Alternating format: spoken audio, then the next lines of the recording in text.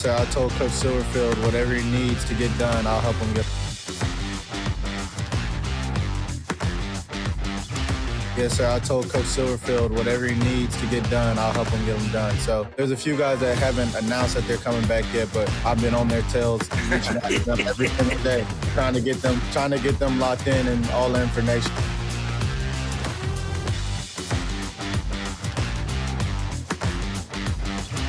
Yes, sir. I was blessed with an opportunity to be able to get in at the end of Texas and start that game versus Missouri. And I'm just happy for that opportunity to be able to showcase a little bit of what I can do. The guys around me, they played good while I was in. And I feel like that's the main focus right now, retaining all the guys, talking to them, making sure they're on board for next year.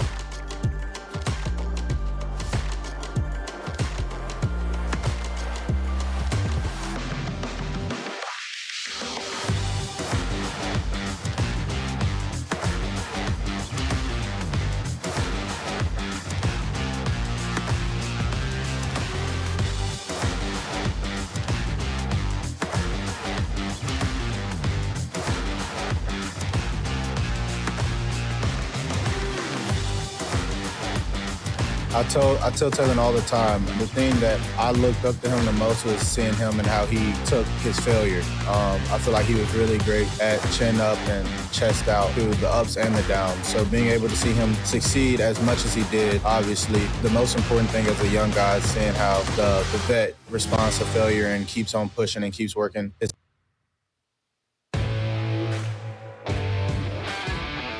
Previously heard on Chuck and Bo. If you're a Razorback fan, what do you want for Christmas?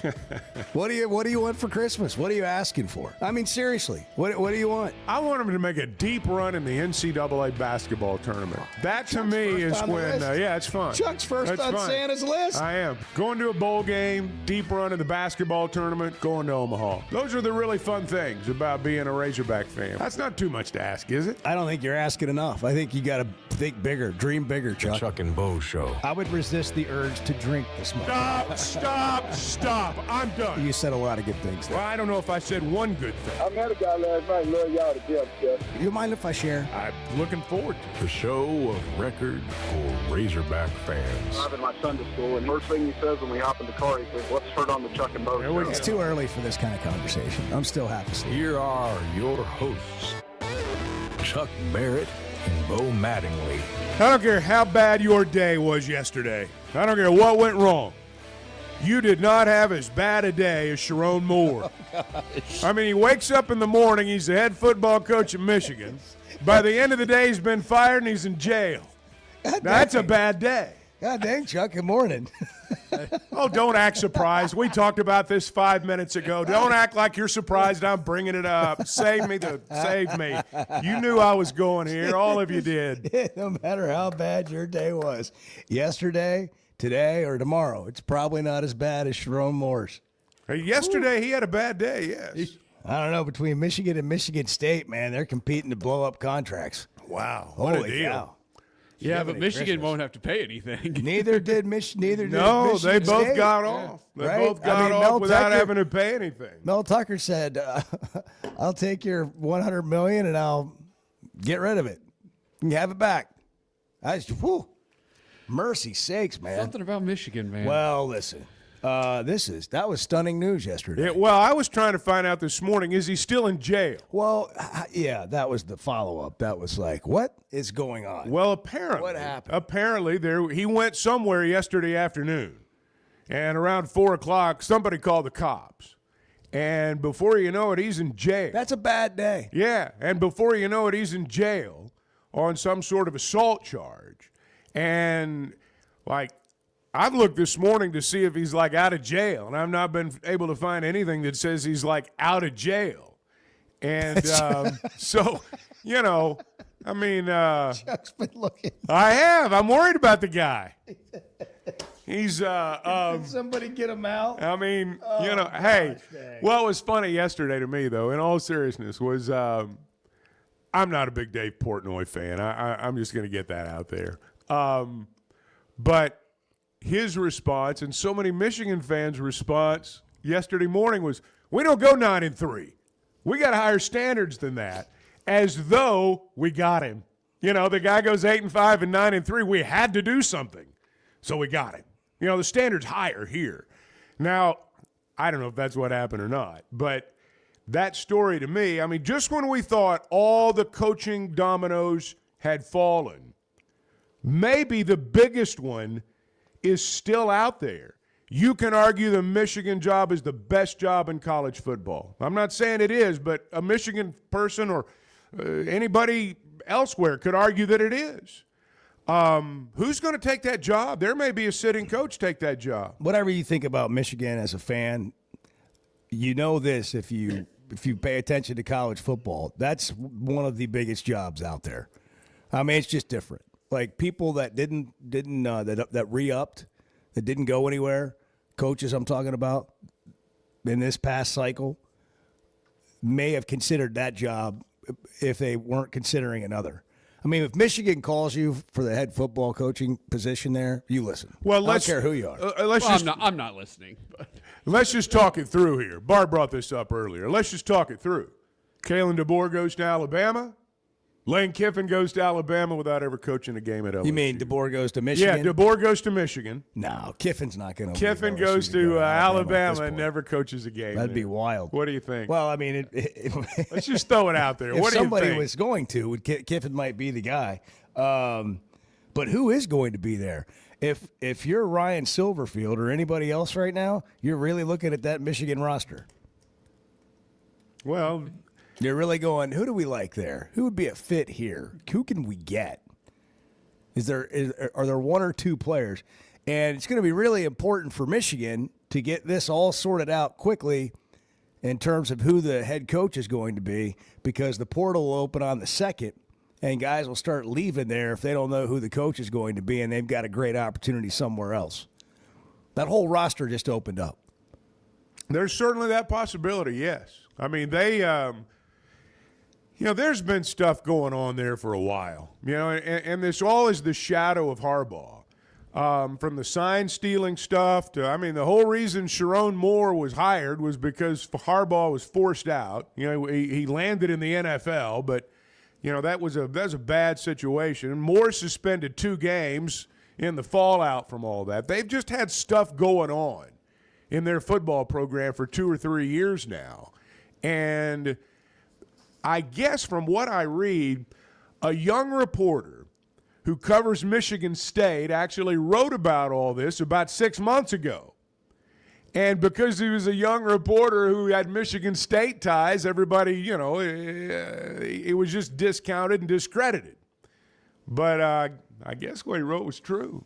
Well, what is the report? Well, that basically he was involved with an underage staffer who became his executive assistant. And underage? No. Under him. Okay. Oh, did I say underage? Well, yeah, it sounded like it. And I was like, a younger, yes. not a younger underage. staffer, younger than him, a young person, young woman, who's a member of his staff, who became an executive assistant, and I guess things went from there. So that's why he's allegedly getting fired. That's why he got fired. This was the statement from Michigan. Head football coach Chiron Moore has been terminated with cause effective immediately following a university investigation. Credible evidence was found that Coach Moore engaged in an inappropriate relationship with a staff member. So they've actually made a statement on it. Okay. Michigan. So they made the statement. I just wasn't sure what was just a report, what had been actual. So that from now the details of that relationship and all that is subject to other reporting and everything. But the school has said it was because of an inappropriate relationship with the staff. So that's what we got all yesterday afternoon. That was what we heard. I don't know what time was it? Middle of the afternoon. Yeah. And then, I'm going about the rest of the day, and then I'm getting calls that last night, like, he's in jail. And I'm like, what? Yeah. He's been detained. And does one thing have to do with the other?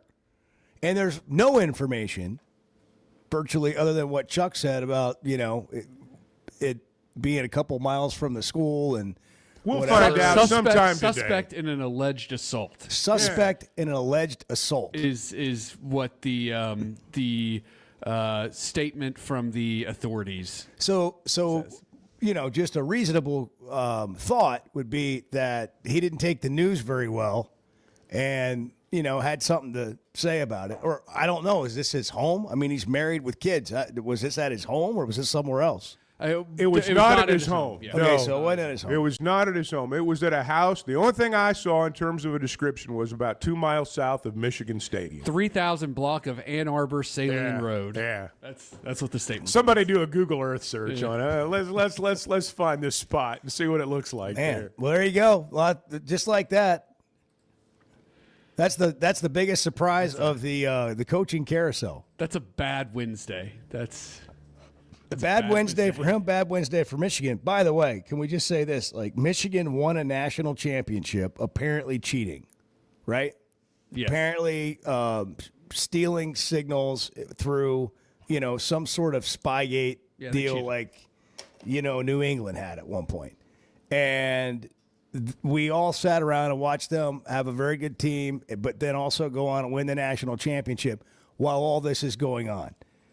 So they win the national championship, and then they go under the Connor Stallions thing, and they're under investigation for that. Jim Harbaugh can't coach in college football for 8 years. Is that right? 8 years? Something like He'll that. At a never be show back. cause. He'll never be So he back. just takes a better job in the NFL with the Chargers, and then Sherrone Moore stumbles into this job. He finds himself in the job of a lifetime. And then he fumbled it away. Yeah, and so it's been quite. Are they on probation? Michigan, what are their sanctions? I'm not sure what their sanctions. I forget. I'm what not their sure if they're sanctions still are. under sanctions or not. I would imagine probably something. I forget what out there. what all the sanctions were. Financial penalty, 4 years probation, recruiting restrictions, and then the 3-game suspension for Chiron Moore. The only thing we really noticed was the suspension of Chiron Moore, and I think it was reduced to 2 games, if I'm not mistaken. 25% fewer official visits this coming year. They had a 14-week ban on recruiting communications. I'm sure they found a way around Well, that. sure. And then 4 years of NCAA probation, whatever that means now. So I mean, that's a that doesn't seem like they've Slap had on- a bad slap on run. the wrist. They've had a bad Did run. they vacate the championship? No. No. It's funny what happens when you actually cheat and win a championship. Like legitimately cheat as opposed to having any sort of like violations or whatever. Astros don't get punished. Michigan doesn't get punished. Sometimes competitive Cheat world to out win, there. baby. Well, Cheat to competitive win. world. it's and fan bases do this. Let's be honest. We did it. People don't realize how the long-term effects of scandal on your program. Michigan State, for example, and as I say, we've been through this, but you look at Michigan State, you brought Mel Tucker's name up a moment ago. They went through this scandal. They are still reeling. It's been 3 years, I guess. They fired the guy that succeeded him. He lasted 2 years. How long Chiron Moore last? 2 years. He's gone. If he'd gone 8-5 and 9-3, I don't know what happened yesterday would have happened. Or if he'd not gone 8-5, 9-3, if he'd done better, I don't know that yesterday would have happened. Might have. I don't know.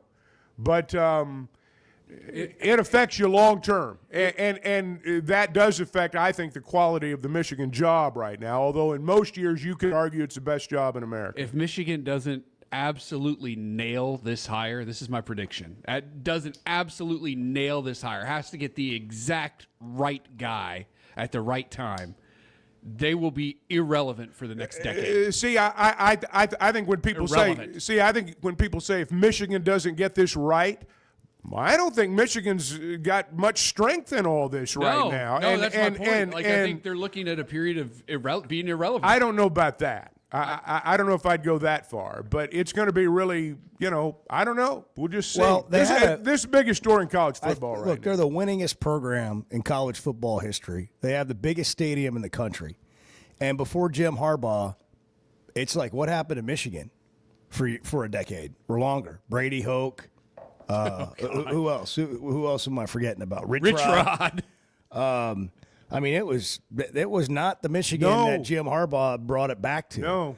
And I didn't know that it was going to be or feel like it was going to necessarily be when Chiron Moore became the coach, and it really hasn't been, but it's been okay. But it hasn't been what it was.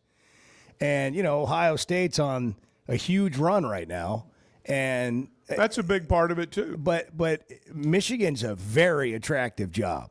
But yeah, they can go on and not to bring this up, And, I've got a lot of affection for Bobby Petrino, but Arkansas hasn't been the same since then. That's right. That's why I'm saying scandal has a long-term fallout. Michigan State's not going to be the same. Yeah. Like, if you think Pat Fitzgerald's going to go there and light the world on fire, it's not going to happen. Well, I'm going to say this, too. And I did an interview with Chris Bucknam yesterday for the Hog Pod on the track success. We don't understand how hard winning is. As fans, we expect wins, we want wins, we see wins happening somewhere else, and you think if you can just get that kind of coach at your position, at your job, at your school, then you're just going to win. And if you look around, everybody's trying. Everybody's trying to nail their hire. Everybody's trying to get it right. And most people aren't and don't. And it won't be long, and it wouldn't have been long for Lane at Ole Miss, where 9 wins isn't enough at Missouri, or not making the playoffs not enough at Missouri for Drink. Because it's happening somewhere else, like Indiana. Why can't we do that? Because it's hard. Well, it's never been done before. It's incredibly difficult. And so when you get it going, and then you lose it, you don't just like hire another guy and get it back. Right. In a lot of cases. No, and Florida's another example. And to your point, Bo, like this can happen at the biggest programs too. It's not just Michigan State. It's not just Arkansas. Like LSU was terrible in the 90s. Mike Archer, Curly Hallman, Jerry DiNardo, LSU, one of the biggest brands in college football, was horrible. That can happen to Michigan. I mean, we saw what Alabama turned into before Nick Saban. Like, it can happen to the biggest programs in college football. Winning is hard. Anyhow, fallout at Michigan, Chiron Moore fired and then detained for an alleged assault after the firing. It's 6:17 on the Chuck and Bo Show. What a way to start the day. Good morning. We're full service here. We're like the concierge of sports talk radio. The Chuck and Bo Show. Did you know Chevy of Fayetteville is the #1 volume dealer in Northwest Arkansas? That means nobody sells more cars, trucks, or SUVs than Chevy of Fayetteville. They've been a part of our community for over 25 years. They're supporters of our local schools and the Razorbacks. And they're the best after the sale. An award-winning service and parts department, a waiting area, complimentary loaners. So go see Chris Mark in Denver and the team at Chevy of Fayetteville, inside the Fayetteville Auto Park.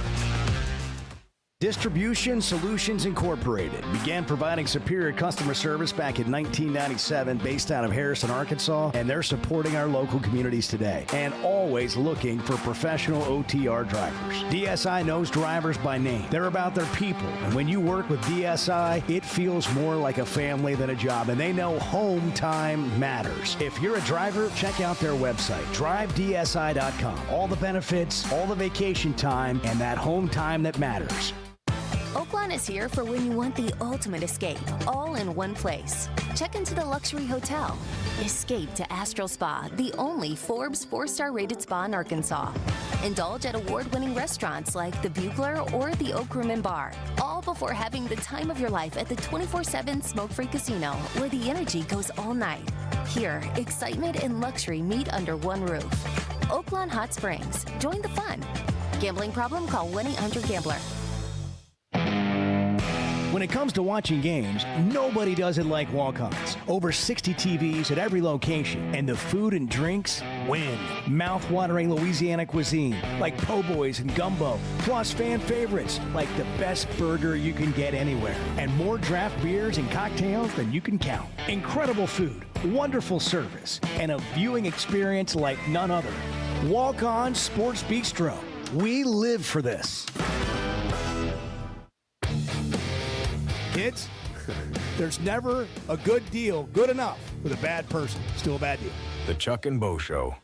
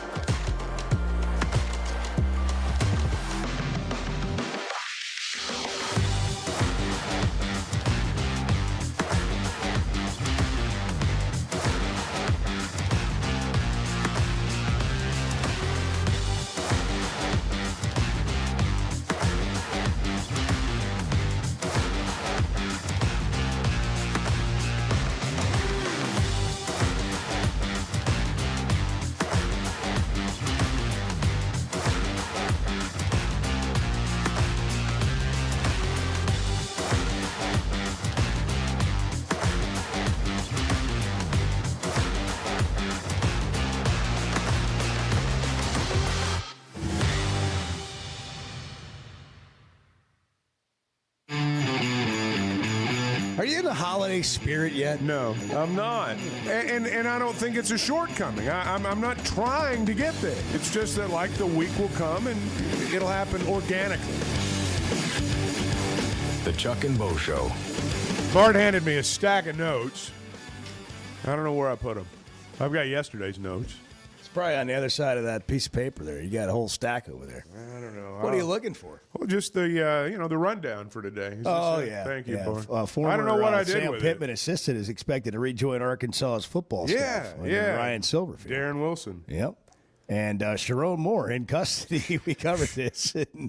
Oh, my gosh. According to the school, he's having an inappropriate relationship with a staff member, and according to the police, he's a suspect in an assault case that happened after the firing. We don't have any idea what. There's all what sorts of there. reporting, some of which is probably true and some of which is likely not true.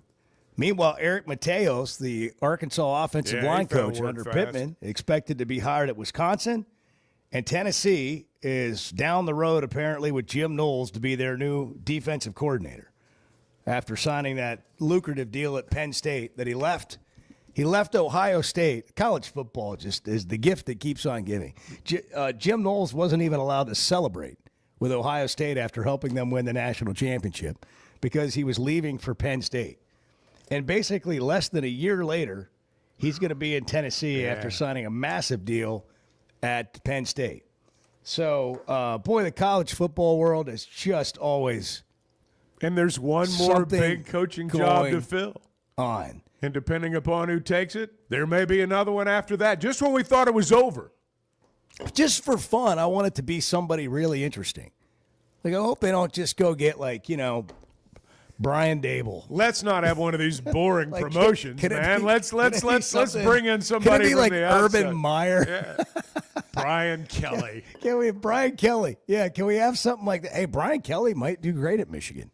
That'd be a way better fit for him than LSU. You wouldn't have to fake the accent. Let's take a call. 877-377-6963. It's Thursday. We're headed to Oaklawn tomorrow. We'll be at Oaklawn doing the show in the Mainline Sports Bar. Tomorrow morning. 6 to 9. Jim in Greenwood. Jim, good morning. You're on the Chuck and Bo Show. Well, I just want to change the narrative a little bit and discuss the five best of the worst teams, Razorback football teams. Five in the best, last 20 years. Worst Razorback teams in the last 20 years. Well, this team would certainly be a candidate. I mean, that's the best 2-10 team I've ever seen. I think you're 2-10, period. That's just how I view it. I mean, yeah, there were games where they were close and they were almost there, and they were great games. And I shouldn't say great games; they were very competitive games. But at the end of the day, I mean, you're 2-10. I mean, as Bill Parcells said, you are what your record says you are, and we like to avoid that. But that's just the truth. And all of the bowl, they kept talking about bowl games. And bowl games, and we kept losing, and we still talked about bowl games all the way through the season. Where are you going here, Jim? Yeah, I'm not following your You point wanted to talk here. about the five best worst teams, so I said, where are we going here, Jim? Make your point. Make your point. Let's get there. I'm still. So we mentioned one of the five best, worst Razorback teams the last 20 years. So what's the other four? You tell me. You're the one that has it on your mind. I mean, you've not piqued my interest yet, Jim. What is your point? What is your point about the bowl games of this year? Tell me what are you stewing on this morning? Okay. Well, every time you turn around, we kept losing, and every time you turn around, it's like, well, all we got to do is get to 6. And now it seems like with Notre Dame, is Notre Dame setting out of a bowl game? Is that correct? That's right. Okay.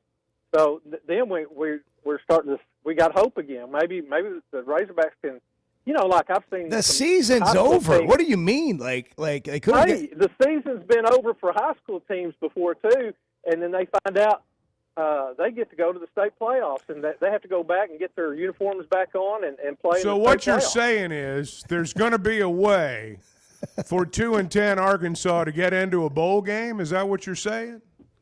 Not at all. I'm just putting it out there. Oh, okay. Well, that's All right. Do you have one of these fake news Facebook page accounts? No. I'm just throwing it out there for something for y'all to talk about. Well, Change. But we're not going to talk about this, Jim. Let me break it to you. We're not going to talk about. I still don't know what you're talking about. Now I'm interested because this call is so bizarre. I'm interested. like really, what are you trying? What are you saying? I'm saying what I said. I wanted to know what the 5 best Razorback, the 5 of the best, worst Razorback teams out there. Why? In the last 20 years. Why would you want to know Chad that? Morris, does he have some of those teams? No, they weren't good at all. They weren't good at all. No, Okay, so this team had a lot of close losses. Last year's team had a lot of close losses. Chad Morris had nothing but bad losses. I just you have an interesting way of thinking, Jim. Thank you. I've always thought that myself. Yeah. I can tell. Well, we're not going to do that exercise today, but if you have 5 you want to throw at us, feel free. Yeah. Okay. Think That's about fair it enough. today. That's Think fair. about it today and send us a text. A long one. All right. Can I throw one more subject out there? Please. Yeah, can't wait. Okay. Let's compare the Bobby Petrino firing with the current Michigan firing. Well, Petrino did not find himself in jail. And that is the difference. There was not a wreck involved in this one, that we know of. But it did come as a surprise, and it was a shock the day that it happened, just like this seemed to be with Chiron Moore yesterday. I cut him off. If anybody wonders who cut him off, it was me. Good job, Chuck. If anybody asked, I was the one. Heroic work. Really. I mean, it takes so much. Yeah, that's true. I was just I know you entertaining were. myself. I know you were. And you got tired of I it. did. Notorious Dusty in Fayetteville. Oh boy. What's going on, Bo? Well, you heard that. You tell me what's going on with you. So I got 2 questions. First one, is Morgan Turner being retained as the tight ends coach? And the second question is, now I've heard of a offensive line coach and then a assistant offensive line coach, and I'm hearing that it's going to be 2 offensive line coaches. I was hoping you could kind of explain that one. That's kind of the first time I've heard of there being actually 2 offensive line coaches. I'm hoping you can explain that one, and I'll hang up and listen. Bo, I appreciate you taking my call. Sure. Congratulations on the engagement. God bless. Thank you very much. We also commented here in a break one day when that news was coming out. We weren't sure, like, one of those coaches was going to end up, coaching tight ends or whatever. I don't know if who's going to be retained at this point. And everything that we've gotten has been a report. I think the reports are solid, but we haven't heard anything from Silverfield yet. And I would expect that we would in the coming days, and we'll have a better understanding then. But I don't know. I haven't seen that either. But I don't think. They might be both coaching the offensive line. They might just have different roles. But that is a bit unusual. I've never seen it before. Sometimes guys, and this is kind of an NFL thing. Guys will coach tackles, for example. The assistant offensive line coach, you got the tackles. Just like linebackers, inside linebackers, exactly. outside That's exactly linebackers. We've right. seen it here with the defensive line Yes, before. we have. Where We have. somebody's Yeah. coached Right. Interior, interior, and rush and edge. outside, Yes, we have. I mean, had that here. coaching for us is all about you put them in boxes, right? Like, oh, he's the receivers coach or he's the running backs coach. I mean, a lot of coaches can coach multiple positions. That's right. And so just because they were an offensive line coach somewhere else also doesn't mean necessarily that's what they're going to be coaching here. Well, for example, a special teams coordinator coordinates the special teams, but he's got players from offense and defense playing on his special team squads, his teams, and you're going to have a handful of coaches on every staff who are going to have major input in special teams, and of course the head coach is as well. So there's a lot of team involved in that too. This has been a fascinating 30 minutes so far today. I know. Was it a full moon last night? Did I miss that? It's scandal. Really something. It's the scandal. It's scandal. It's the Anytime same there's as having scandal, a full moon. That's right. Scandal. Everything's on the table. That's right. What do you have? 877-377-6963. We couldn't have been, more surprised by the Chiron Moore news yesterday, nor by the Were you start really to the surprised? show. It's not like it's never happened before. No, I just didn't see it coming. I didn't It was either. like, oh. I didn't either. It was kind of like the start to the show yesterday in terms of surprise factor. What happened what we yesterday? do Remind yesterday. me. Yeah. Well, we had an unexpected guest come. Oh, yeah. in Oh, person. yeah. I mean, it's been a busy 24 hours. I forgot about that. There's been a lot of surprises. We did. We got a call about this time yesterday. Yeah. Hey, I'm in the It was parking about lot. 7 minutes ago. Yeah. Edward makes note of things like these things like this. Is this weekend going to end with Bart at Spa City Inc. in Hot Springs? Oh, I don't think so. I don't think He's so. going to own Oakland by the end of the night tonight. Oh, man. That casino is going to be his how the tables paradise. Well, hey, we're going to Oakland. We're going to have a good time, but we're going to have a home to come back to. That's Weichert, right. Oh, yeah. Sorry. Weichert, where they turn houses into homes. Yeah. Sorry. Bart did show me that note a little He bit held up earlier. the ring card. He did. I'm did sorry. his best version. I'm sorry. They always take care of their business, and they'll help you take care of yours. Buying a home's a big deal. I mean, let's be honest. It's the most money you're ever going to spend in all likelihood. Or if you sell your home, it's probably the most money you're ever going to get for anything. And Weichert Realtors, the Griffin Company, respects that. They're going to handle that. And the questions that you have are all going to be answered. And I think your experience is going to be like ours. I can tell you the first time I bought a home, I was completely and totally clueless. Fortunately, they were not. And they handled it from start to finish. And, then you sell that house. And all of a sudden, it does turn into a real business transaction because you got another home to buy.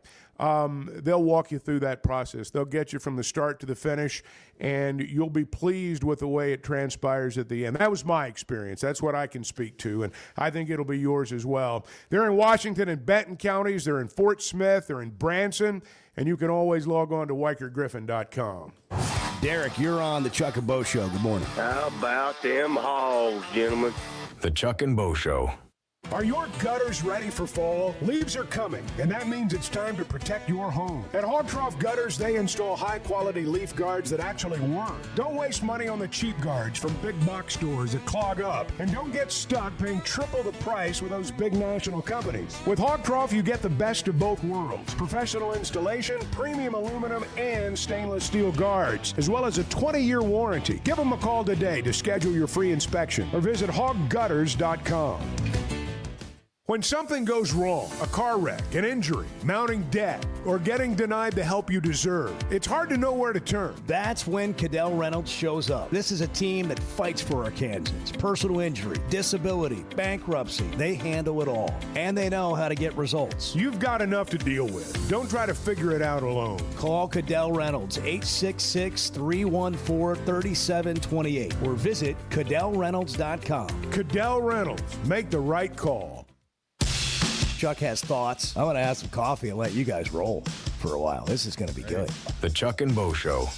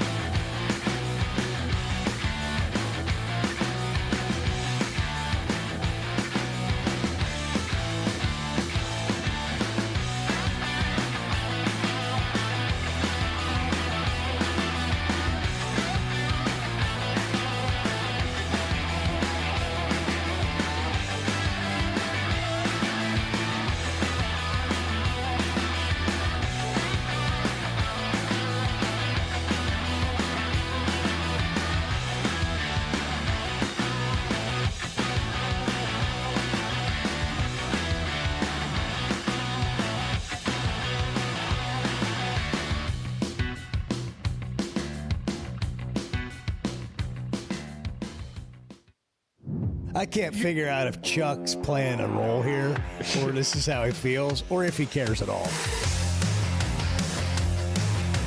The Chuck and Bo Show. Before we go back to the phones, maybe you're looking for a gift idea. The purple bag at Blakeman's is undefeated. We had a listener go in there yesterday. Ben sent me a picture.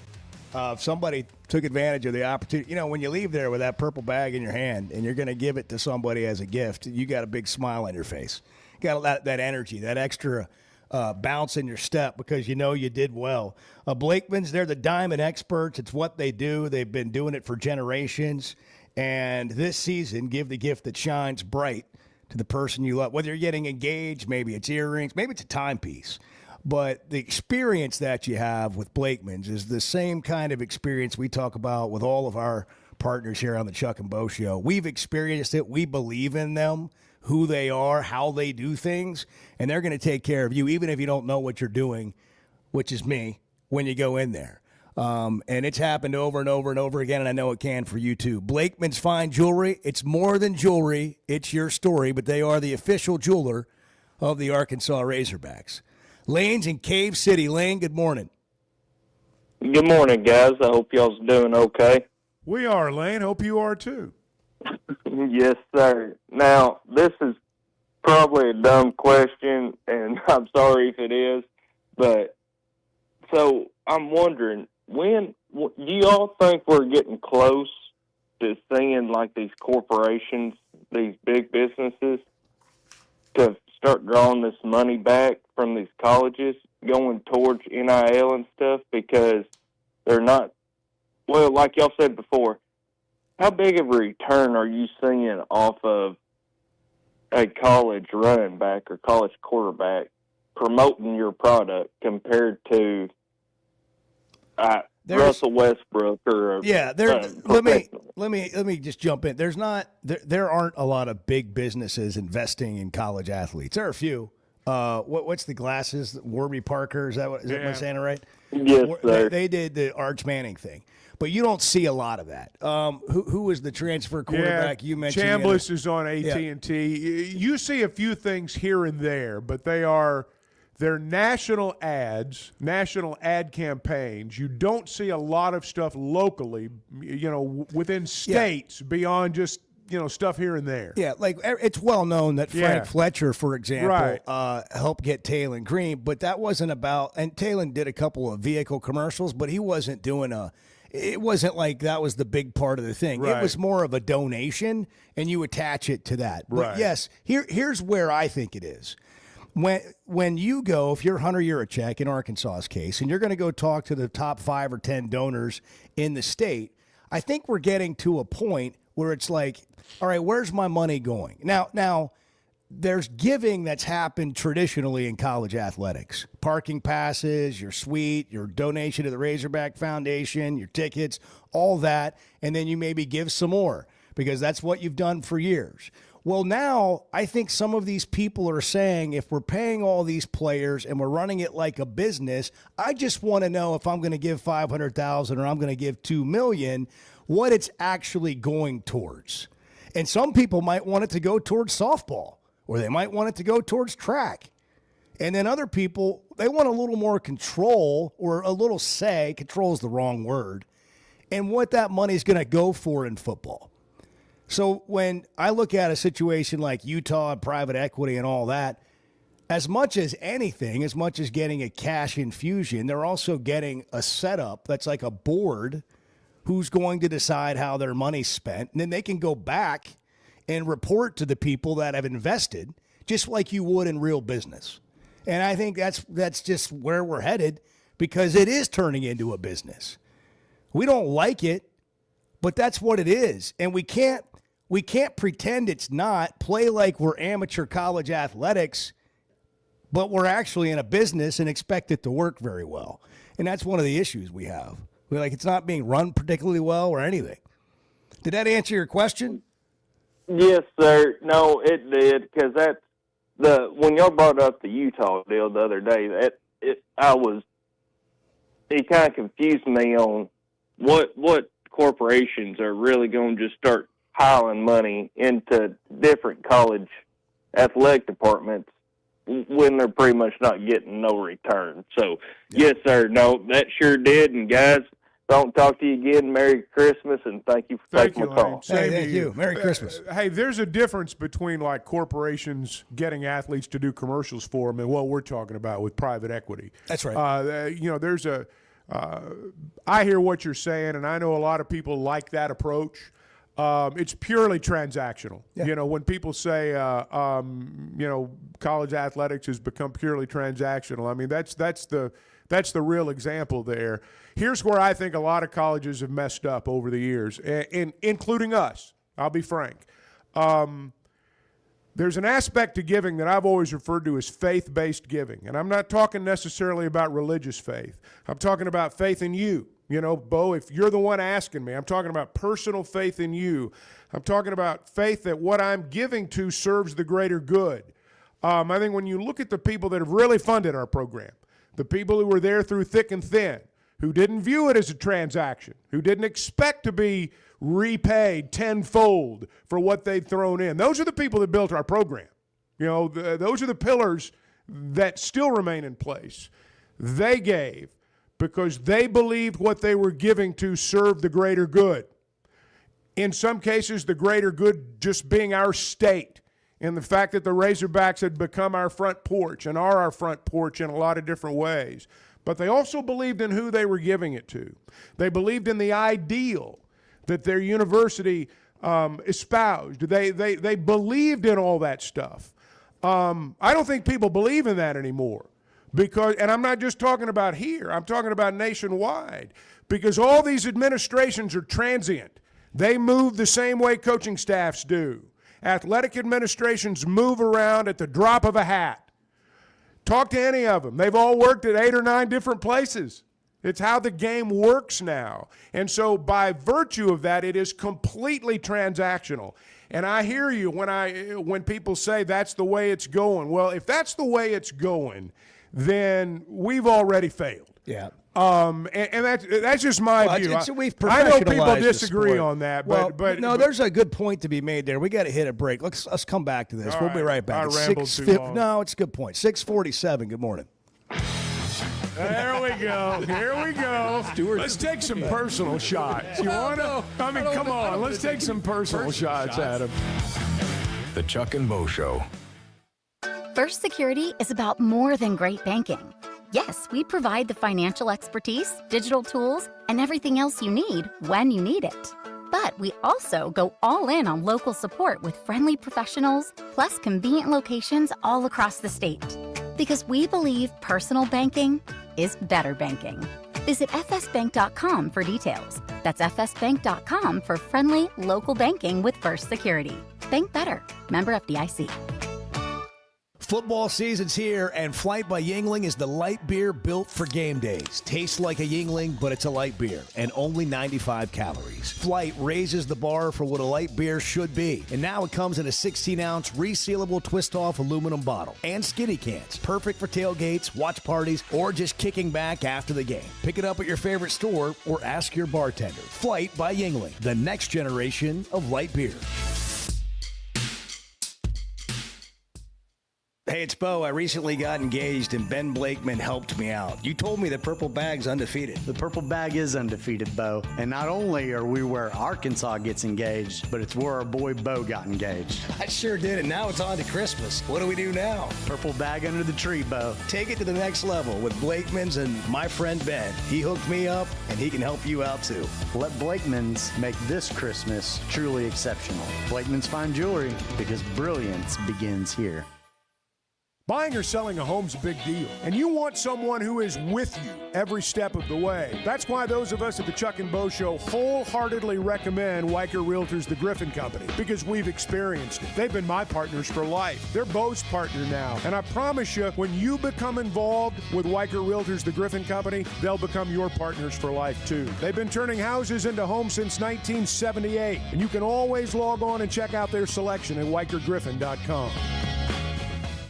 Cutting corners is generally a bad idea. And when it comes to roofing, it's real bad. That's why Teamwork Roofing and Construction uses only the best materials, like Malarkey shingles, which perform better, protect longer, and are more sustainable. Residential or commercial. Got a complicated job? They've got the certified crews ready to deliver on time and on budget. You need a roof that's built on quality and powered by Teamwork. Teamwork Roofing and Construction. Log on to teamworkbuilt.com and get a quote today. That's teamworkbuilt.com.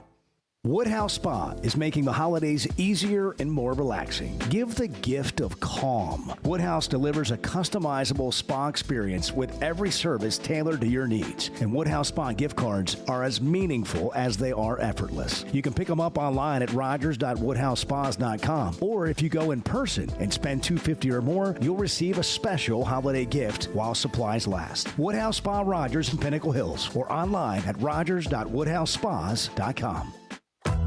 This is not interesting. It's just interesting to us. Yeah, that's right. That's right. The Chuck and Bo Show.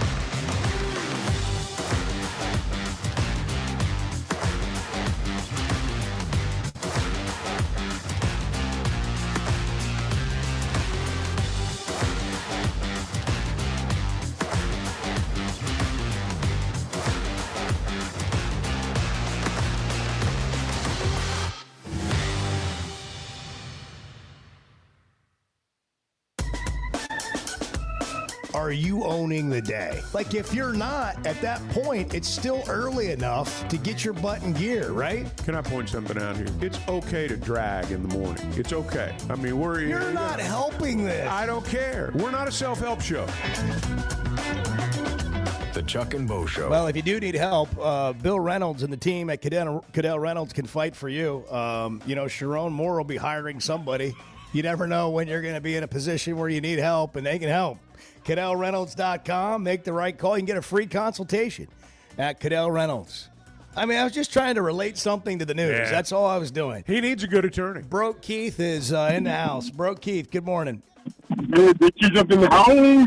Keith. What's going on, Chuck and Bo? How are you, doing man? all right? Well, we are. Doing great. Where are you? I'm over in Hot Springs. Okay. All right. It's cold out here, too. Woo. Did you get your money, Keith? Did you get your money? Oh, yeah. Is it Oh, already yeah, spent? I did. Have you already spent I already put 25 out there on some bowl games. So some what? I'll see if I bowl games. Some bowl games. Oh, okay. Yeah. He's relapsed. Uh-oh, you're off the wagon? Yeah, I sent him $60. He's already got 25 in. And he told us yesterday for it's gonna be games. Bills. When's the first game? When is the first bowl game? This Saturday. Who you got? Who you got, Big Keith? Are you betting the Army-Navy game? Yeah, I'm doing Navy. But that's only on one of them. I put down like 3 or 4 different bets at like $5 a bet. Yeah. Well, you're betting small. It's like an alcoholic just drinking beer. I mean, you're not really drinking. Yeah, but if I win, I'm getting a couple grand, bro. Yeah. That's right. If you win. This is why he needed the $60. That's he had right. to get some. He He's had got to the get some Army Navy game $5 coming bets. up Yeah, here for yeah. crying out You got some loud. parlays going, don't you? Bo's party to Big Keith's relapse right here. Gosh, dang. Aiding and abetting. I owed him the money. I had to pay it. Aiding and abetting. What would you have done if I had sent you the Walmart gift card? Then what would you have done for your bets? They make change. I would have bought groceries or something from Walmart. They make change off those gift cards, don't they, Big Keith? Terrible. I feel terrible. I should have sent him a awesome. Walmart gift card. That's great. The family could have had groceries. Baby needs a new and I pair sent of him shoes. cash. What was I thinking? You fell for the oldest trick in the book. Oh, my gosh. All right, next Bo's time, an easy mark. it's the Walmart gift card. That's funny. The family groceries. Oh, This fall, man. don't just pay for a heating tune-up. Make it part of a Paschal membership and get year-round benefits for your home. For as low as $8.99 a month, your annual tune-up is included. Plus, members get exclusive discounts on air, plumbing, and electric services. Don't wait until there's a problem. Protect your home, budget, and peace of mind with Paschal. Visit gopaschal.com to learn more and join today. And Razorback fans, we've got exciting news. Paschal is now proud to be the official air, plumbing, and electric provider of the Arkansas Razorbacks. Are you looking for tough, reliable equipment from people you can trust? WT Equipment is your local family-owned dealership with 8 locations across Arkansas. And yep, they're big-time hog fans too. From Bobcat to New Holland, Hustler, Steel, and more. They carry the brands you know and trust to get the job done. Whether it's equipment or implements, WT Equipment has the tools you need, including a full lineup of Bobcat machines built for power and performance. Stop by your nearest WT Equipment today. Hey, it's Bo, and I want to share something that's completely enhanced my day-to-day life. About a year ago, I started telling you about the Sweatnum Edge. Well, over the last several months, here's what's happened for me. My energy level is completely different. My exercise gains have seen a big jump. My mind is clearer, and frankly, life is just more enjoyable. Now, that's my story. What about you? Search the Sweatnum Edge online and get a free evaluation today. It's made a big difference for me, and I know it can for you too. The Sweatnum Edge. Hey folks, Chuck Barrett here, the voice of the Razorbacks. And if you're ready for freedom from glasses or contacts, there's only one name you need to know: McDonald Eye Associates. Whether it's LASIK, clear lens exchange, or advanced cataract surgery, they've got the solution to help you see your best, no matter your age. Doctors Betts and Mengarelli are the real deal, 2 of the most experienced surgeons anywhere. They've even taken care of my eyes, and now I'm seeing the basketball court crystal clear. I'm so glad I chose McDonald Eye, and you will be too. For Chuck Barrett, I'm Bo Madden. Yeah. Good morning. Hey, kids, how about a bagel? The Chuck and Bo Show.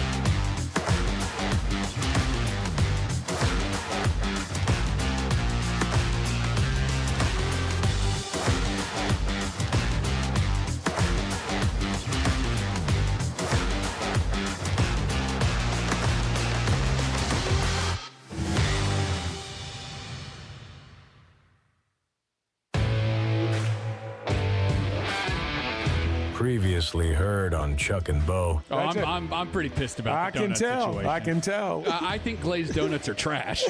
There's no substance to them. I'm a man of substance. There's no substance to a glazed donut. Just for the record, I like it better when Bart yells his opinion. I just got a text. Hey, Bart sounds like he's having a great day.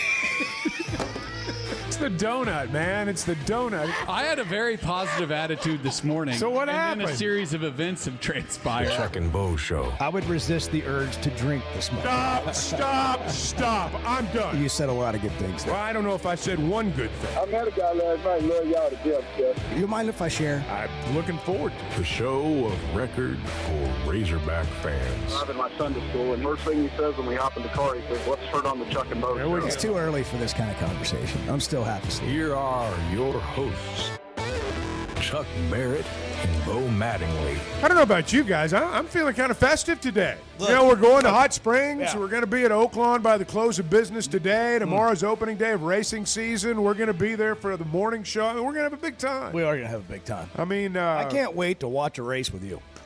Well, I'm going to be right next to you. Wherever you go, here's you, there's me. I'm Matt Foley. I'm Matt not. Foley. No, it's not like Give that. me some Matt Foley. It's not like that. I'm not one of these hug the rail, go baby, go guys. I'm just not.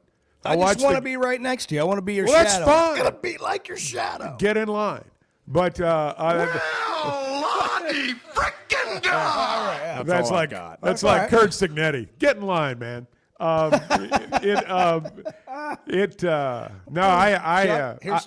do enjoy good Here's horse Chuck racing. walking around Oaklawn. Yeah. Hi. Yeah. Just waving. Yeah. Just making his way to the box. No, it's not anything like that. Maybe we'll see Coach Pittman there.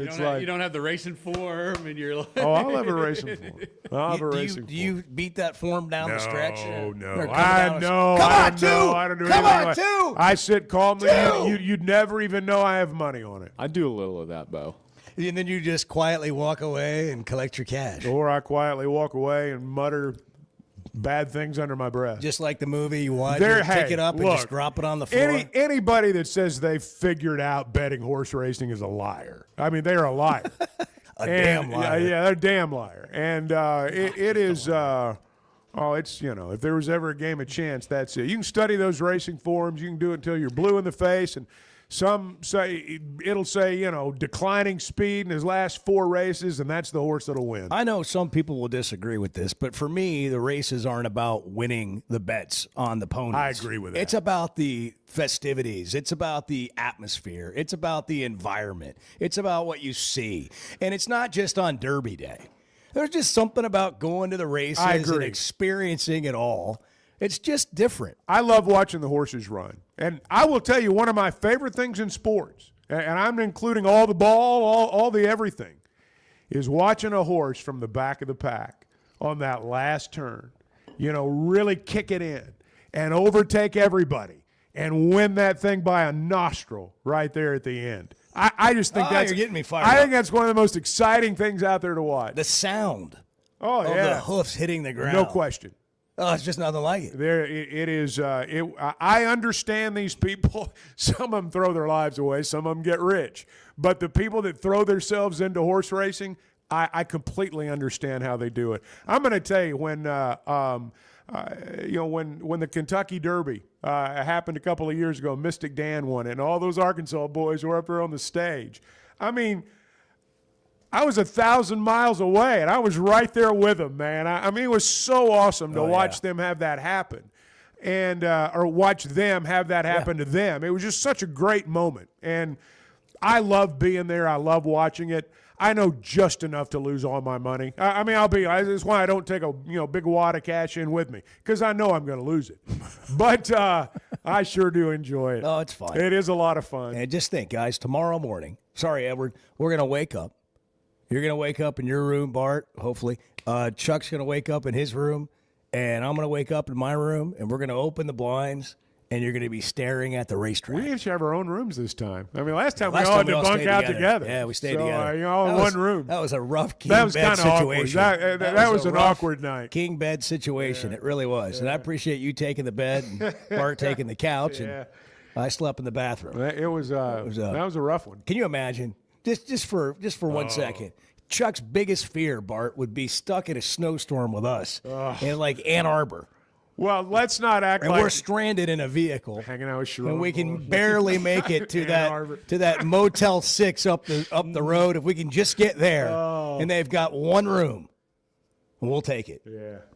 Now that's the material. That's nightmare fuel for Chuck. That's the material that Oh, TV like series you guys is would made love of. it. It's planes, trains, and automobiles. You can make a movie about it. Nobody wants to do that. Nobody wants to do that, man. Travel season. We're in it now too. But we are going to Oklahoma. We'll go down there this afternoon. What are we going to eat tonight, guys? What are we going to do? I don't know. We're going to have to give a full report tomorrow. A lot of great options. Bart's thrown out DeLuca's. I'm all about the Bugler and any of the Bugler's restaurants in at Oaklawn. Yeah.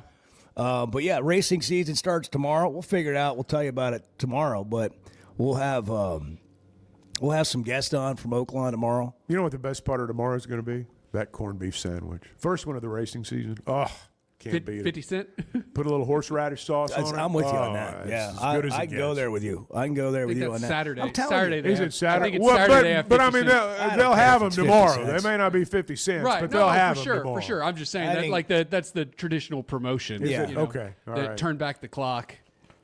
50 cent. I'd like to turn corned back beef the clock. sandwiches. Sherrone Moore. A lot would like more to turn corned back beef the clock. sandwiches too, Sherrone, pal. nobody wants to turn the clock back like You're not Sherrone lying, Moore. man. Holy That was cow! What a hard lesson, man. I mean, he's the Michigan coach at 7 a.m., 7 p.m. He's in jail. He's been fired. Tough scene. Tough scene. That's a bad day now. Oh man, that is far worse than losing at the races. You're right. Holy cow! Oh my gosh! And this is one of those deals. Michigan where and scandal. It just goes together. It does. I mean, it does. They've been scandal ridden now for the better part of the decade. I mean, you got Harbaugh, you got that sign stealing guy, you got this Connor Stallions. I mean, I made a Netflix thing about it. I mean, it was huge. Too bad. It's just a shame that You know who Connor doesn't Stallions care? can't be the head coach. You know who doesn't care? Jim Harbaugh. He didn't have a care in the He didn't world, man. care. He just blew the place up, left the mess behind him, and went to San You Diego think Ryan or Day? Los Angeles. You think Ryan Day was smiling out of the corner of his mouth sure he yesterday? was. He beat Michigan. He didn't have to have an armed guard this year at his house. I've seen a lot of reels and videos from these Ohio State fans who are suddenly the most self-righteous people on the face of the earth. Gosh. And they knew all along something wasn't right about this. Oh, guy. good gosh. You know. Yeah. I mean, listen, Michigan, they're in misery today. Kentucky's in misery. I mean, what else can go right in the world? Yeah, that's right. That's terrible. Kalen DeBoer leave Alabama to go to Michigan, Bart. I just can't see Lane it. Kiffin leave LSU to go Alabama without ever coaching That'd a be game. awesome. There's That'd no be way. so awesome. There's no way the latter can happen. That's something to The talk former about could today. happen. Yeah, Kalen but it'd be DeBoer awesome. goes to Michigan, and Lane Kiffin goes to Alabama without then ever who's coaching LSU a gonna game. hire? Yeah. I love it. But I gotta tell you, like that would be, it would be very. I would think, I don't know this, but I would think it would be very frustrating for Lane if that were to happen. Well, yeah. Because think about this: you could have not quit on your team if this were to happen, and we have no idea if it's going to. But let's just act like it will. hypothetically. Let's just act like it will for Okay. fun. If Kalen DeBoer goes to Michigan, Lane Kiffin could have stayed with his team, not quit on his team, had a playoff run, and been the coach at Alabama when it was all He done. got impatient, man. He got impatient. This that is a heck of a scenario. I hadn't thought about and that. I'm not trying to be self-righteous or anything here, but isn't it interesting? Like when you try to dictate the outcome of everything, and you don't allow things to happen in their natural order. You know what I mean? Like you say, well, I've got to go. This is the opportunity, and it's the middle of the season. It's like not playing in a game because you're going to go to the next level. You don't want to risk injury and all that. Then you have other players who say, I don't control that. It could happen to me at any time. I'm not going to sit out this game. You just don't ever know what's going to actually happen and play out, which is why you've been told your whole life, just do the right thing.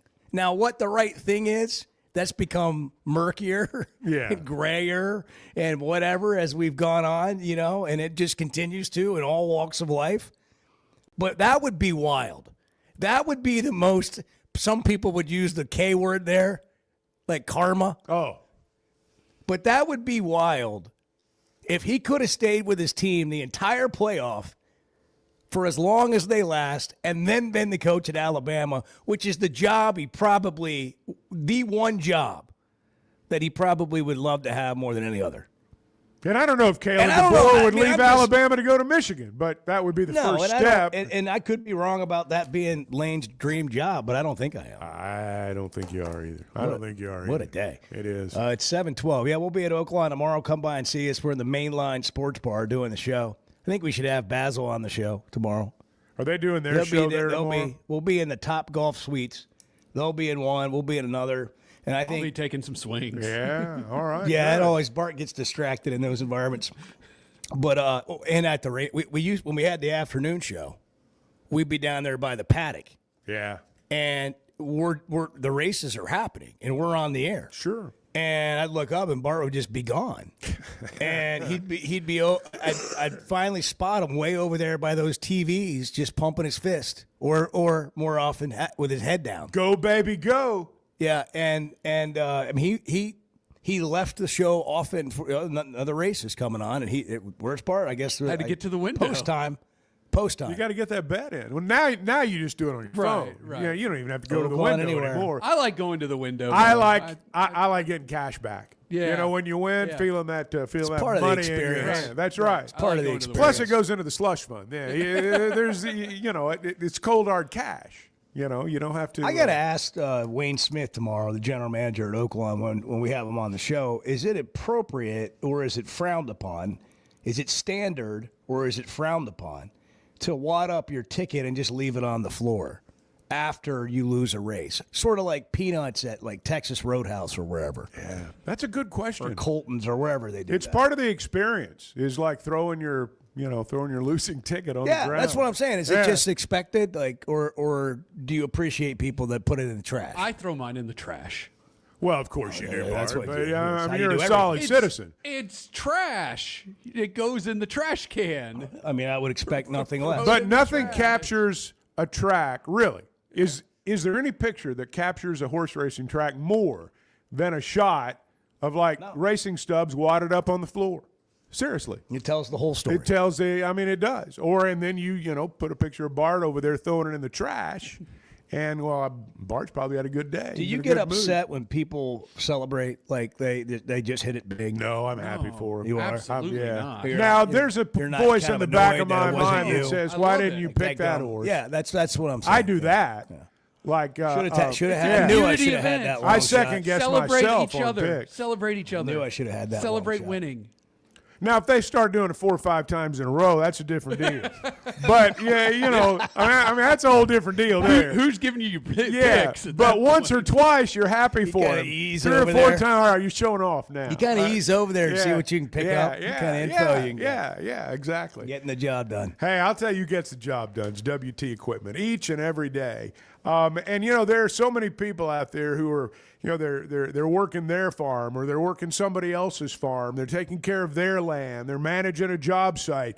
The thing about WT Equipment, so many of the people you're going to encounter when you walk in, they're either doing the same thing or they've done the same thing. They speak your language. They know what you're looking for. They'll help you get the job done. They have great brands, New Holland, Hustler, Steel, the legendary Bobcat, and their staff. That's what makes the difference. So if you're looking for dependable equipment and folks who treat you like family, stop by your nearest WT Equipment locations. There are 8 of them across Arkansas. You can also log on to WTEquip.com.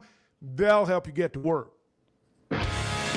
See, this is what the Chuck and Bo Show is. You just show up and have coffee with you. The Chuck and Bo Show.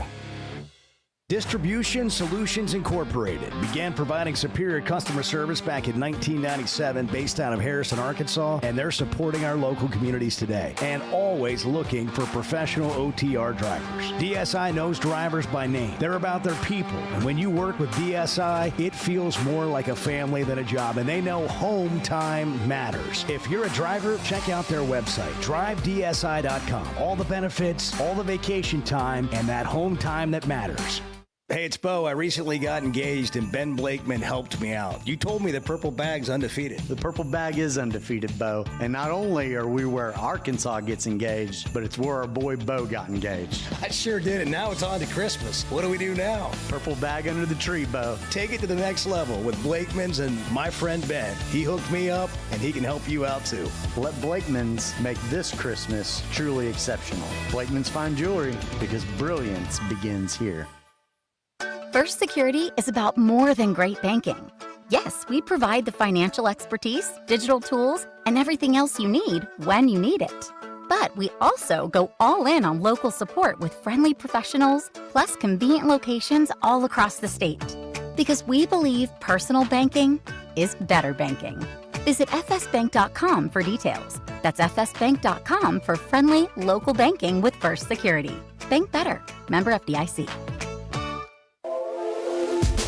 There's simply not a better shopping experience than Macadoodles. Looking for the best selection of beer, wine, and spirits? Macadoodles or Guess Who in Bentonville has you covered. With an unbeatable selection, amazing prices, and service that's unbeatable, they've got everything you need. Whether you're stocking up for a party, updating your bar, or just grabbing your favorites, Roger and the team are always there to help. Make the smart choice. Macadoodles, just north of Bella Vista at the state line, and Guess Who in Bentonville. He's Chuck Barrett. He's Bo Mattingly. The Chuck and Bo Show.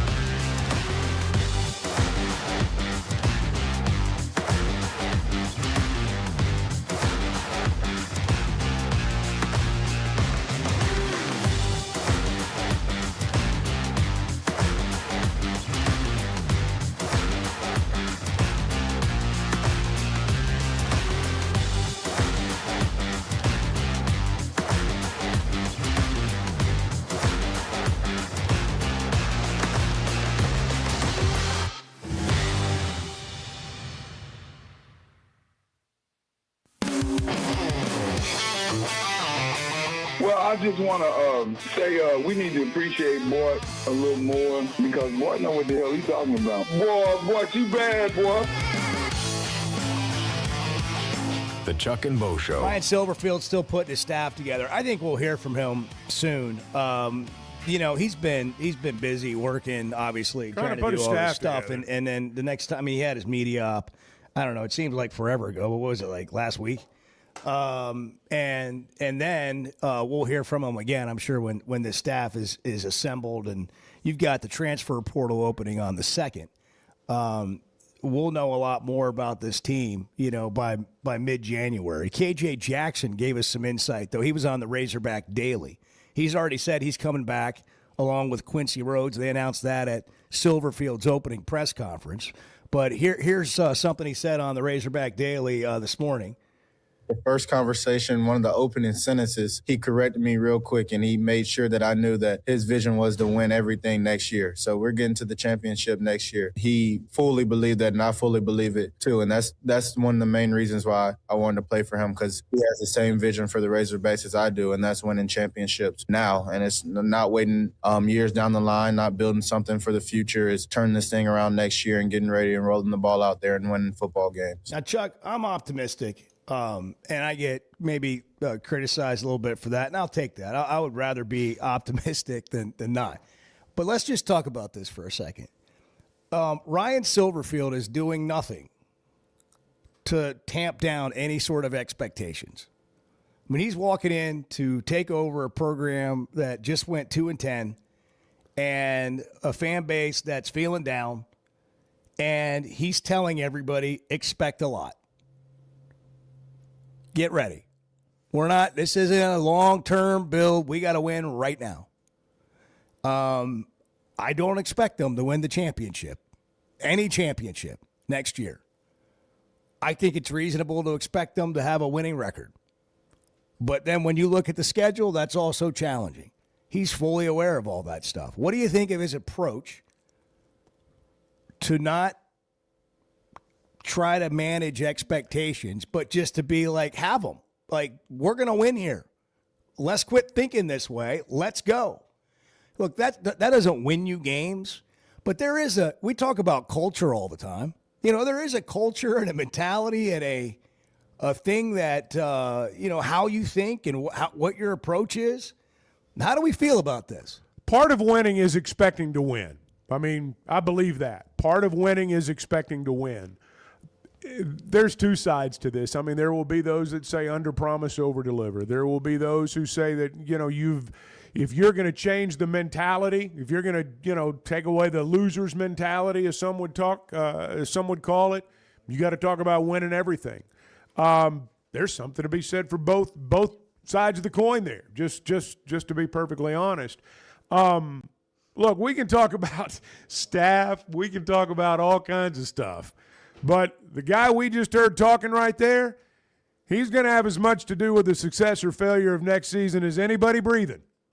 I said the day Ryan Silverfield was hired, really before he was hired, whoever the coach is, that's your number one priority right there, keeping KJ Jackson in your program. If you do, you've got a chance to have a good first year. If you don't, you better bring a guy in who can change the face of the program right now. And I don't know, just very honestly, if Arkansas is in a position to go out and bring a quarterback in who's going to change the face of the program right now. KJ can. KJ's got that kind of talent. And, again, no disrespect to any of the grown-ups in the room, but that guy right there, that's a lot of what next season hangs on. And him believing in the head coach and what the head coach told him and all that is part of it too. And obviously he is happy to be here with Silverfield. That's a good start. JR's in Shady Grove, and he's still there, but he's not with us. I think he's calling back. Ryan in Hot Springs, good morning. Hey, guys, good morning. Hey, Ryan. When I heard that, my first thoughts were that this coach, whether he does it or not, he understands the landscape of college football now, where you have a very short leash or a very short shelf life of what, because the way coaches are supposed to be able to turn it around now, and I think he understands that, and I think he's trying to keep what the good parts of his team that had success this year. I think he's trying to keep them and not have to build as much. And I don't fault the guy for that, and one of the things that come out of the Morris things was, it was kind of his guys versus the old guys, and you see a guy trying to get his guys to come together. So I'm for it. I mean, it may backfire in the long term, but I don't fault the guy for for what he's trying to accomplish here. I don't either. I can remember, and you probably can too, when Houston Nutt came in as the head coach. He won the state over before they ever played a game. And this was coming off back-to-back 4-7 seasons. He came in and said, national championship under construction. First coach we'd ever had that said anything about winning a national championship. He's the first one that said this is what we're competing for. And it was used against him by the end of the game. There's no doubt about that. It By the end of was his used tenure. against him. But that's anybody. That's anyone. But he came in and talked about it. The mentality changed before they ever played a game. And that team that was 4-7 a year before was in a position at the end of that first year where if a couple of things had happened differently, they might have been playing for the whole thing when it was all said and done. So there is something to changing the mentality. But that's just the first step. That's just the first step. I like the fact that you're working on changing the mentality while you've got a big-time quarterback on your roster. I just think that's where it all starts. And K.J. Jackson coming back is the biggest step, in my opinion, that's happened since the season ended. Thanks for the call, Ryan. Let's go to JR again. JR, Shady Grove, Chuck and Bo Show. Good morning. Morning, guys. Hey, JR. Hey, you know what? I think if we dissect this last season, the 2-10, I don't think you'll have a team in college football that found any more ways to lose a game than what they did. Between the penalties, the turnovers, the missed assignments, and that's culture. That's football culture. It really is. If you break it all down and you look at it, you know, whether it's one of those or all of them in a game, you have to go into it setting a standard that you're going to play by. I don't fault him at all for doing that. I mean, you're trying to change it, the attitude of everything that's going on up there. So he's got a monumental task ahead of him, but I'm with him on that. I mean, there's no reason why you couldn't go into that with that mentality and say this is how it's going to be, coming off what you were at the very bottom. I mean, that's a good deal. I think that's a good deal. So I don't blame him one bit. JR, thank you. I think JR makes a pretty good point right there. He talked about penalties and things of that nature. Culture is how you play. It's not what you say in front of the media. Sometimes we get that confused. You can't talk about being a disciplined football team and then have 15 penalties in a game. It just becomes words. It doesn't mean anything at all. And that is culture. You know, when JR talks about things like that. I hate to pick on Chad Morris because I really like Chad Morris, but there were a lot of great things said before his tenure began, you know, before we saw the product on the field. You know, everybody's feeling good, man. I mean, you know, this guy gets it. And then they couldn't get lined up. I mean, they couldn't get lined up. And so that's where your culture is evident in the way you play. I do think Razorback fans, and quite honestly, I'm there with you. Words, a lot of things like that. I mean, hey, we've been hearing this a while. People want to see it on the field. Now, you can't see it on the field until you change it in your everyday life. And he's doing what he has to do. But I don't know that people are going to be overly impressed until they see it on the field. If you're looking for a new light beer to kick off the new year with, how about a Flight by Yuengling? It's 95 calories, tastes like a Yuengling, but it's the next generation of light beer. Get it on draft at your favorite restaurant. Walk-Ons has it on tap. They've also got 60 televisions to watch any game, and the food there is amazing across the board. If you haven't had Walk-Ons, you've missed a great meal. If you like what it looks like on the menu, you're going to enjoy it, and do it with a Flight by Yuengling. Again, the next generation of light beer, just 95 calories, but it tastes like a Yuengling. 7:30, it's Thursday morning. We'll be at Oaklawn tomorrow for opening day of the holiday racing season. Hold on, guys. I'm on the Chuck and Bo Show. Hold on. The Chuck and Bo Show.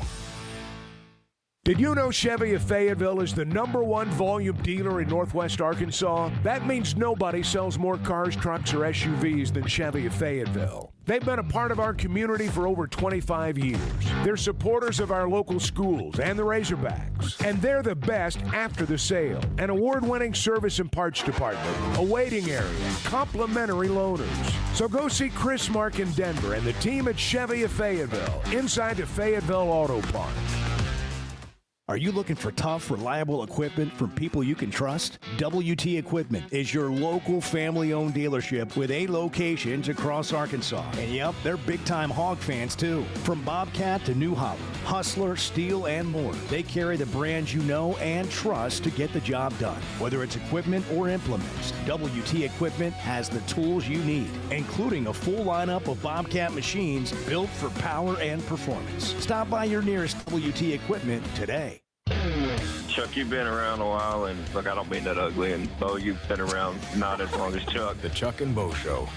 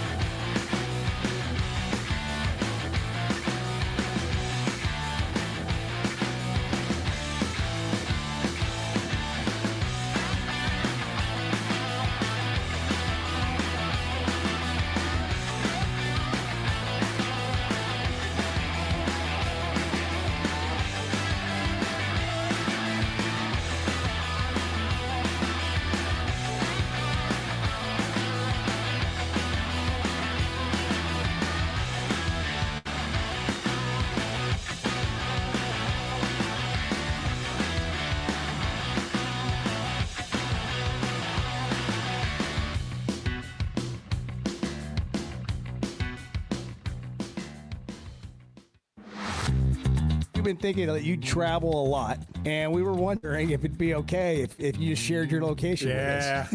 Probably not. But just in case anything happens. Yeah, I just with the family here. Yeah. Well, I mean, would you mind sharing your location with us? I would mind. Yes.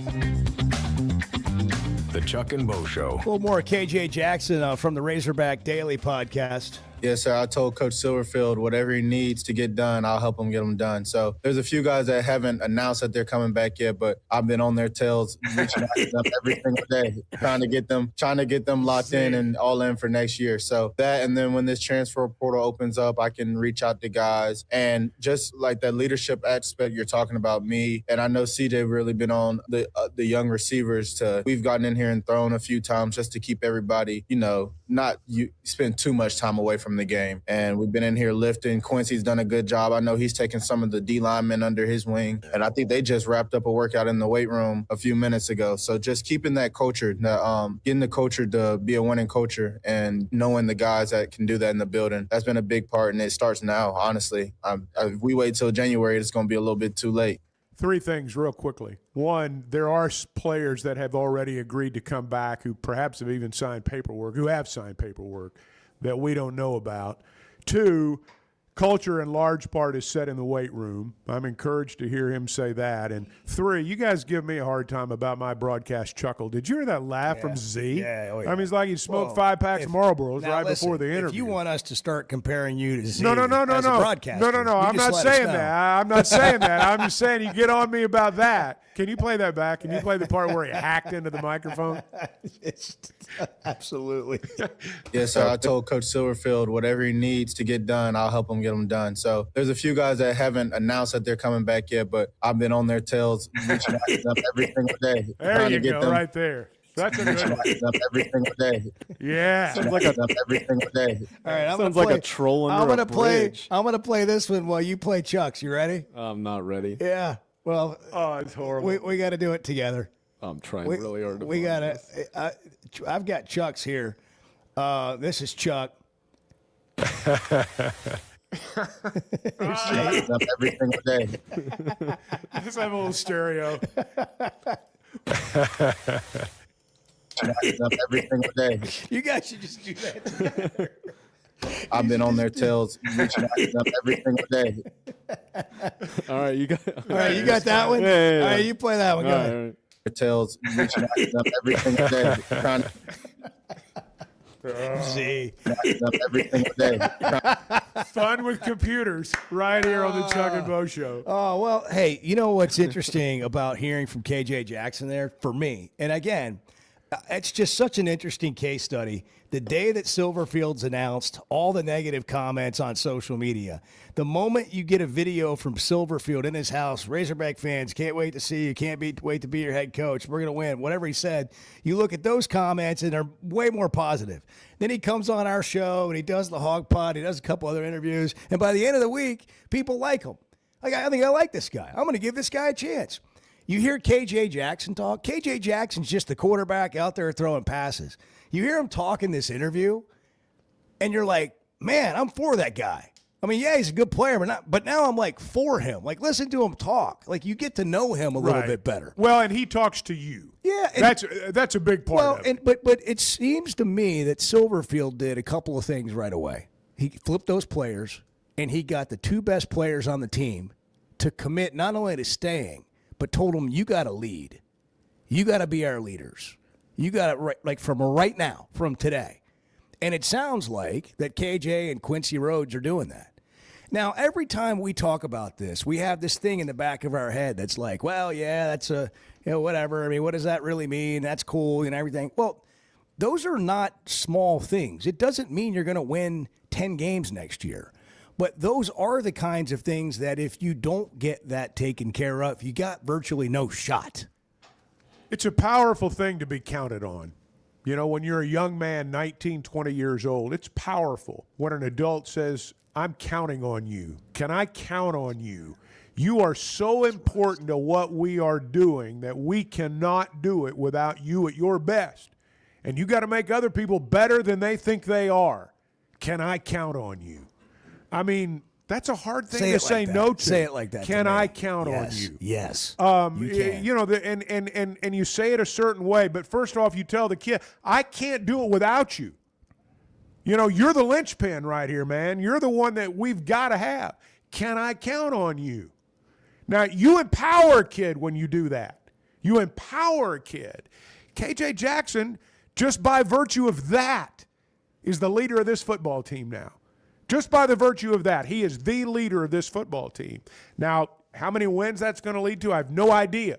But it's going to make KJ Jackson a better player. I'm certain of that. Bart, do you want to roll out the schedule next year while we're all feeling holiday cheer and excitement and culture? And Let's talk about who they got to play. Bring us back down to earth, Bart. Oh, here we come to save the day. Are you sure you want to do this? Yes, I do. Just for the person Jump that back needs some into reality. Some reality.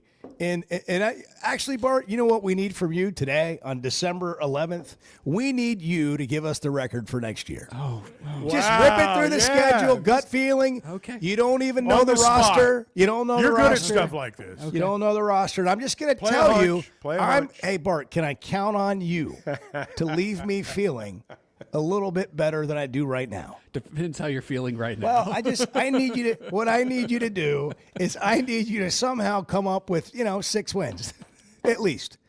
Not going to happen.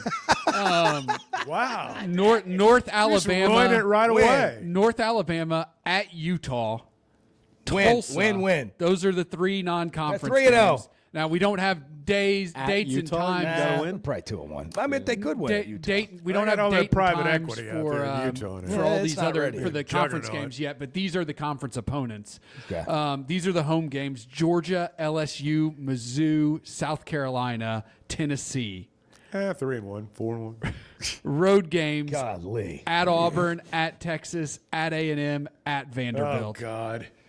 Well, so much for everything. At Auburn, at Texas, at Vanderbilt. At A&M. 3. Well, you got to start somewhere. 3. I'm sorry. Like, what do you want me to say? What am I supposed to say? Like, I mean, just right now. Right now. Is Arkansas better than Georgia? No. Better than LSU? No. Better than Missouri? No. Better than South Carolina? Maybe. Better than Tennessee? No. Better than Auburn? Maybe. Better than Texas? No. Better than A&M? No. Better than Vanderbilt? No. They're not going to have. No. They're not going to have Pavia next year. Yeah, but they got the best quarterback in the country as a Whoa. recruit coming in. Whoa. How many freshmen come set the world on fire I'm just as a true freshman saying in this Vanderbilt league? Don't has make mistakes. been acquiring talent at a better level than Arkansas has. Well, not just Arkansas, Well, we a lot don't of know places. that. Right. Well, we don't know about Right. next year. I mean, Right, but all I'm doing is going off of what we have to work with right now. I'm just saying, I'm only making the point that for me, it's hard to see Vanderbilt being as good as they were this year next year. It doesn't mean they're going to be, a bad team, but are they going to win 9 games again? Well, they went 10-2 and Arkansas went 2-10. Are they going to win 10 games that's again? a big. Well, maybe not. Maybe not. I don't know. But what I do know is that they're very far ahead of where Arkansas is right now. It's Christmas, Bart.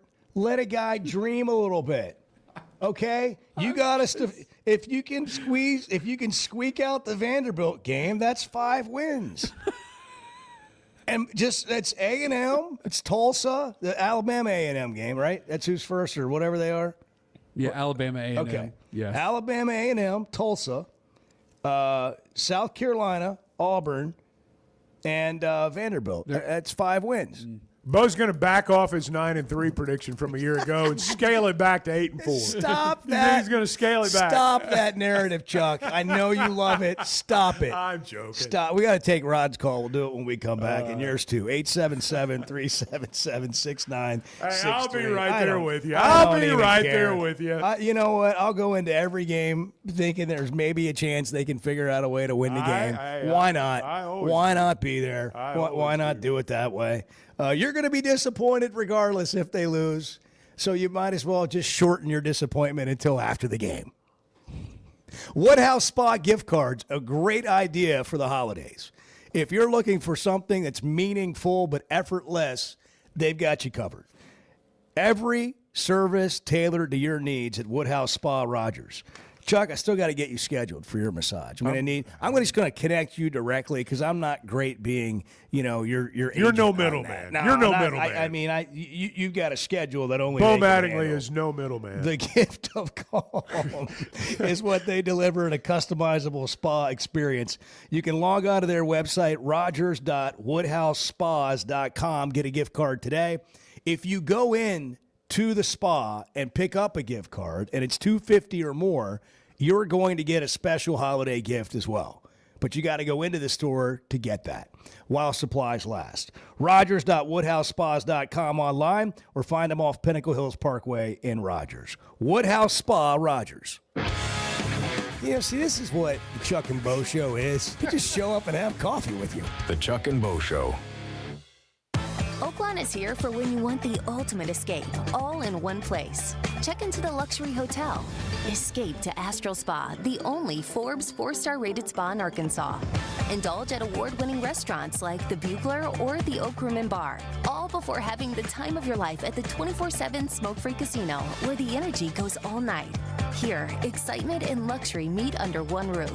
Oaklawn Hot Springs. Join the fun. Gambling problem? Call 1-800-GAMBLER. Football season's here, and Flight by Yuengling is the light beer built for game days. Tastes like a Yuengling, but it's a light beer, and only 95 calories. Flight raises the bar for what a light beer should be, and now it comes in a 16-ounce resealable twist-off aluminum bottle and skinny cans. Perfect for tailgates, watch parties, or just kicking back after the game. Pick it up at your favorite store or ask your bartender. Flight by Yuengling, the next generation of light beer. Cutting corners is generally a bad idea. And when it comes to roofing, it's real bad. That's why Teamwork Roofing and Construction uses only the best materials, like Malarkey shingles, which perform better, protect longer, and are more sustainable. Residential or commercial. Got a complicated job? They've got the certified crews ready to deliver on time and on budget. You need a roof that's built on quality and powered by teamwork. Teamwork Roofing and Construction. Log on to teamworkbuilt.com and get a quote today. That's teamworkbuilt.com. Buying or selling a home's a big deal, and you want someone who is with you every step of the way. That's why those of us at the Chuck and Bo Show wholeheartedly recommend Weicker Realtors, the Griffin Company, because we've experienced it. They've been my partners for life. They're Bo's partner now, and I promise you, when you become involved with Weicker Realtors, the Griffin Company, they'll become your partners for life too. They've been turning houses into homes since 1978, and you can always log on and check out their selection at WeicherGriffin.com. Imagine every sip and bite feels like you're celebrating the finer things in life. Chef Shiloh and the bartenders at Tusker's Tavern in Fayetteville have just dropped new menu items celebrating a cocktail culture and culinary craftsmanship. Daily happy hour, 5 to 6:30. 20% off wine by the glass and $5 local draft beer. And for fun, they've created Unhappy Hour, Monday through Wednesday from 9 to 11 p.m. with the same specials. It's Tusker's Tavern at the corner of Mission and Crossover in Fayetteville. The nation's best home court advantage lives inside Bud Walton Arena.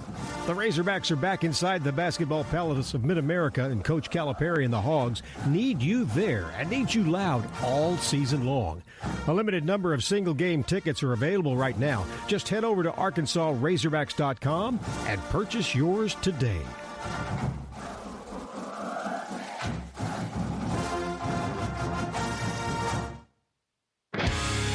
I want to see you and Bart in the old three-legged race. Yeah, that's not going to happen. Let me just... The Chuck and Bo Show.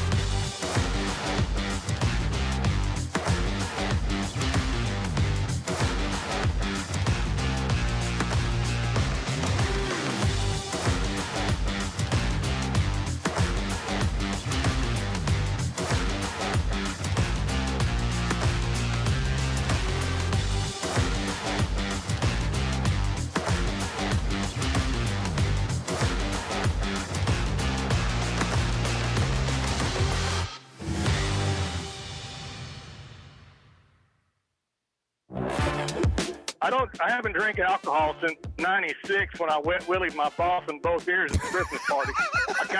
We're on the way home, and my wife said, "You know what it is?" I said, "Yeah, it's time to stop drinking." She goes, "Yeah, it is." The Chuck and Bo Show. There's Rod right That's there. a great Rod story. Yeah, Rod's on I-40. Rod, what's shaking, man? Driving his way. Story of my life. I don't bet on the ponies anymore because I'm a poor loser. I'll buy those paper tickets just so I can shred them and throw them in the air like confetti as a string of colorful metaphors come out. And if somebody's celebrating too close to me, I'll grab their ticket and tear it up too. I swear. Ah, there you go. I don't. Can't do that. No, I'm a bad loser. I quit gambling. Rod's a competitor. I quit gambling, and I've got 3 bad habits. One's chewing tobacco, one's gambling, and one's the Razorbacks. So, yeah.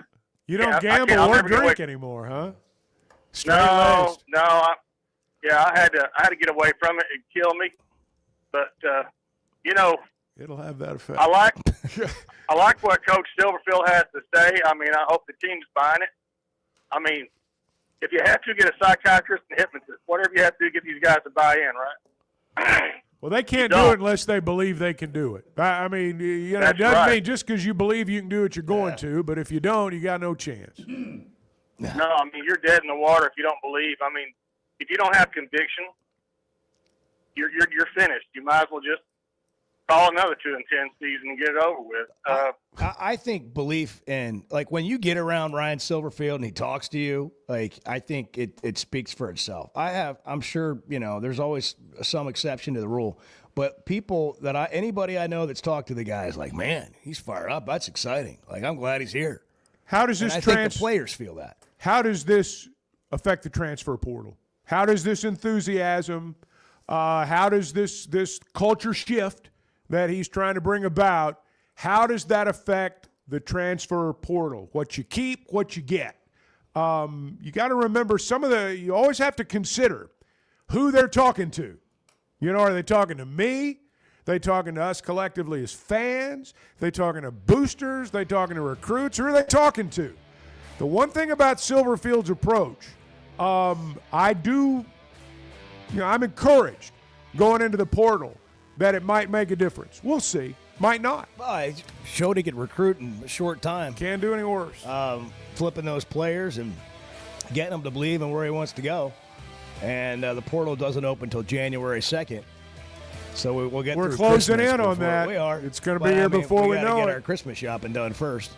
We got to start. He's got to get all his coaches, in and all that figured out, and all that's happening. How about Jim Knowles going to Tennessee? Great reportedly. hire for Tennessee. He is a very good defense coordinator. Went from Oklahoma State to Ohio State, won the national championship, went to Penn State, and then Franklin got fired. And now he's going to go try to help Josh Heupel. I don't know what save his job, but he may be in trouble there.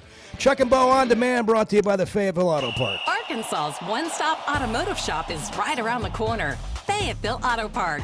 FayettevilleAutoPark.com. Chevy, Toyota, Honda, Acura, Collision Center, all in one place. And if you're shopping pre-owned, Fayetteville Auto Park has you covered. With so many new cars sold, we always have a great selection of fresh trades. Why settle for anything less than the best? Fayetteville Auto Park, West Showroom Drive in Fayetteville. Proud sponsor of the Chuck and Bo Show. When it comes to watching games, nobody does it like walk-ons. Over 60 TVs at every location, and the food and drinks win. Mouth-watering Louisiana cuisine, like po' boys and gumbo, plus fan favorites, like the best burger you can get anywhere, and more draft beers and cocktails than you can count. Incredible food, wonderful service, and a viewing experience like none other. Walk-On Sports Bistro. We live for this. Woodhouse Spa is making the holidays easier and more relaxing. Give the gift of calm. Woodhouse delivers a customizable spa experience with every service tailored to your needs. And Woodhouse Spa gift cards are as meaningful as they are effortless. You can pick them up online at rogers.woodhousespas.com. Or if you go in person and spend $250 or more, you'll receive a special holiday gift while supplies last. Woodhouse Spa Rogers in Pinnacle Hills or online at rogers.woodhousespas.com. Need help growing your brand with strategy and creativity? At Vanquish Marketing, the mission is simple. Help businesses grow with clarity, kindness, and excellence. They don't just run ads or manage campaigns. They come alongside brands as a true partner. By creating data-driven marketing funnels and building strategies that scale, they equip their clients for long-term success. Guided by their core values, they know growth is about more than transactions. It's about people. Visit vanquish.marketing to jumpstart your brand today. Donuts, Red Bull, and lottery tickets. I mean, how could you want anything Courtesy more? of the Chuck and Bo Show. The Chuck and Bo Show.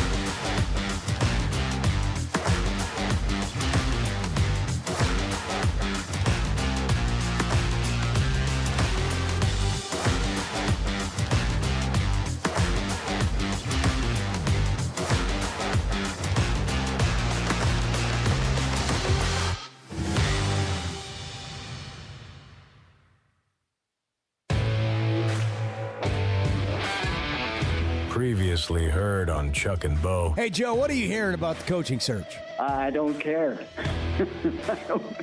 I couldn't care less. Yeah, maybe they'll be back. I don't know. I think they'd be better off just turning that stadium into a soccer. They should just drop football as far as I'm concerned. I'm tired of the prima donnas and buying them new cars. I'm sick of it. I just had to get some stuff off I'm pissed off. The Chuck and Bo Show. I would resist the urge to drink this much. Stop. I'm done. You said a lot of good things there. Well, I don't know if I said one good thing. I met a guy last night. Love y'all to death, Jeff. You mind if I share? I'm looking forward to it. The show of record for Razorback fans. I'm in my Sunday school, and first thing he says when we hop in the car, he says, "Let's turn on the Chuck and Bo Show." It's too early for this kind of conversation. I'm still half asleep. Here are your hosts, Chuck Barrett and Bo Mattingly. I have days like that sometimes, Joe and Avoke. I'm just pissed off. I'm just mad at everything. I'm mad at everything today. I'm not going to take it anymore. You know, we were talking during the break. Bo's going to get breakfast, by the way. He'll be back. And we were talking, as you might imagine, a little football during the break. And, you know, the Silverfield stuff's interesting. And, you know, anytime you hire a new coach, there's renewed hope. And that's one of the things that comes with hiring a new coach. But I do think we kind of become desensitized sometimes to just how difficult the task can be. You know, we talk about middle of the pack as though middle of the pack is synonymous with mediocrity. Do you know Vanderbilt finished 7th in the SEC this year? Vanderbilt finished right smack dab in the middle of the pack, and they're in the conversation to go to the college football playoff. Middle of the pack in the SEC is pretty darn good. By the same token, I think it should also be pointed out that if we're being honest, there's a lot of difference between the way the Razorbacks played football last year, this past season, and the way Vanderbilt played football this past season. A long way to go. But it shows me two things. Number one, if you get to the middle of the pack, you're in the hunt for a lot more than that. But getting to the middle of the pack is much, much more difficult than people might imagine. That's right. And, I mean, you think about, like, you hear fans all the time talking about wanting to compete for, you know, in the SEC, compete to win an SEC championship. Like, that's really hard to do. Only 2 teams, 2 out of 16, get the opportunity to do that every year. Getting to 7th in the SEC seems a lot more manageable because this program has been there. It sounds manageable. And then when you take a step back and you're like, man, you know, this college football playoff is going to expand. There are going to be more seats at the table. You get to 7th in the league, you're going to have a chance to play for a national championship. And I know that sounds crazy. Arkansas just went 2-10.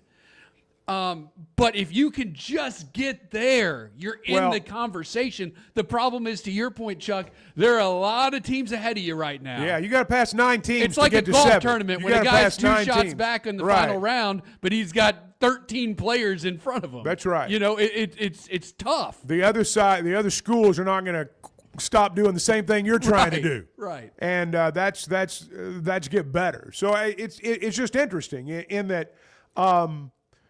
We don't like the sound of middle of the pack, but yet middle of the pack in the SEC is enough to get you in the football playoff discussion, but it's also bad enough to get you fired if your fans expect you to do better than that. I think the discussion about what the solution is what I'm interested in. So if you've got yourself a business or a committee or a problem or whatever, whatever your organization is, are you stuck there? Is that where you are? Or do you find out what the solution is? Or do you work at the solution? Is there a solution to how Arkansas football can compete to be in the college football, an expanded, let's just say that, an expanded college football playoff? I mean, look, I mentioned this earlier. I was talking with Chris Bucknam yesterday, who's retiring as the track coach, and he came on the show a couple weeks ago. And he'll be out of the office on December 31st. And he came in here, and John McDonald had won 40-plus national championships. He's won 2 national championships, but he's won 34 SEC titles. 6, I believe, triple crowns in the SEC. And he said to me, he said, if you look outside this place, this is a true college campus. This is a beautiful place. And he gave me all these areas in the country where people flood to these schools because it's unique. People flood here from Texas, just from a student perspective.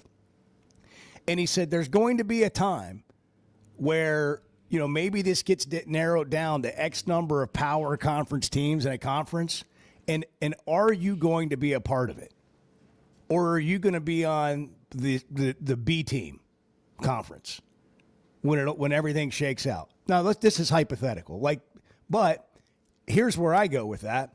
What are you going to do? What are we going to do? What are the powers that be going to do to make sure that you take care of your amenity? This is an amenity. Like, the Razorbacks are an amenity to the state. That big stadium over there on campus, those facilities, the track, everything over there is an amenity. So what are you going to do about it? Like, what is the solution? To me, that's the conversation. Like, Silverfield can come in and be a great coach, and it sounds like he's going to have more support than the last coach had, more resources. Cal came in, was able to get the resources, and now Kentucky wishes they had him back, but that's a different topic. But this can be a great place. You just got to figure out what it is you got to have. And a lot of people just have that conversation on the surface. So what is the solution? What do you think? Well, that's what I'm asking. I've given it a bunch of times. Yeah. You got to have everybody connected. The board, the trustees, the chancellor, the school president, the AD, and then, the group of donors all have to be on the same page about what it's going to take. And you're working together, You're not on different sides of things. You got to work together on how do we create what you've called the greater good? How do you create the best experience possible? And what are you trying to achieve? And is everybody on that same page? It's not easy, but that's how you get there. In this environment that we're in today, like the schools that are going to be successful, like Texas Tech that's jumped up, they have that right now.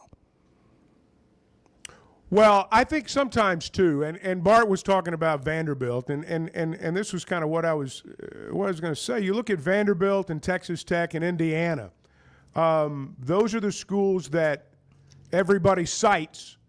Look at what they've done. Well, my thought would be then try to do it like what they've done. Try to do what they've done. Try to emulate what they've done. The common denominator there, at least in terms of Texas Tech and Vanderbilt, has been a huge infusion of cash. A huge infusion of cash. Vanderbilt, they don't have to report anything. From what I understand, Vanderbilt's spending money left and right. And all you got to do is look at their roster. I mean, they do a good job of selling the value of a Vanderbilt education. But there's a lot of money changing hands, too. Texas Tech, a lot of money changing hands. Indiana's situation, greatest turnaround in the history of college football. They've been playing college football for 150 years. Nobody's ever done this before, but you got fan bases all over America mad because they weren't the first ones to do it. You got to tip your cap to Indiana for what they've done. But I would look at those programs, and I would try to emulate what they've done. And now the one thing that Silverfield is doing that Cignetti did was Cignetti came in and would not even hear any talk at all of we're not any good. He came in and in his opening press conference, Purdue sucks, so does Ohio State, so does Michigan. I mean, I win. Google me. And people acted like he was crazy, but he backed it all up. And, lots of guys come in and say it, can't back it up. But I do see in what Silverfield's saying right now some of what Cignetti did at Indiana with the bold talk. And he's not coming in and saying we're going to win the national championship. He did come in and say, I'm going to hire great staff. I'm going to do this. I'm going to do that. That's part of changing the culture. So I do hear in what he says a little bit of Cignetti. Now, what is missing right now is that big infusion of cash. We can talk about lots of things, and you're right, and I echo what you're saying about everyone being on the same page. but you can all be on the same page, and if you're broke, you're not going to win. I mean, you can all be right there together, all for one for all, but if you're broke, you're broke. It's just how it is. And so Broke Keith on the street. Yeah. I mean, yes, you've got to all be on the same page. Yeah. But let's not be naive. You've got to have a big infusion of cash. Let me give one little perspective beyond right. that. All this All is right. true, but here's another thing. Like, sometimes we overthink it. How many one-score losses has Arkansas had in the last 2 years? A whole bunch. Okay. 37. Okay. So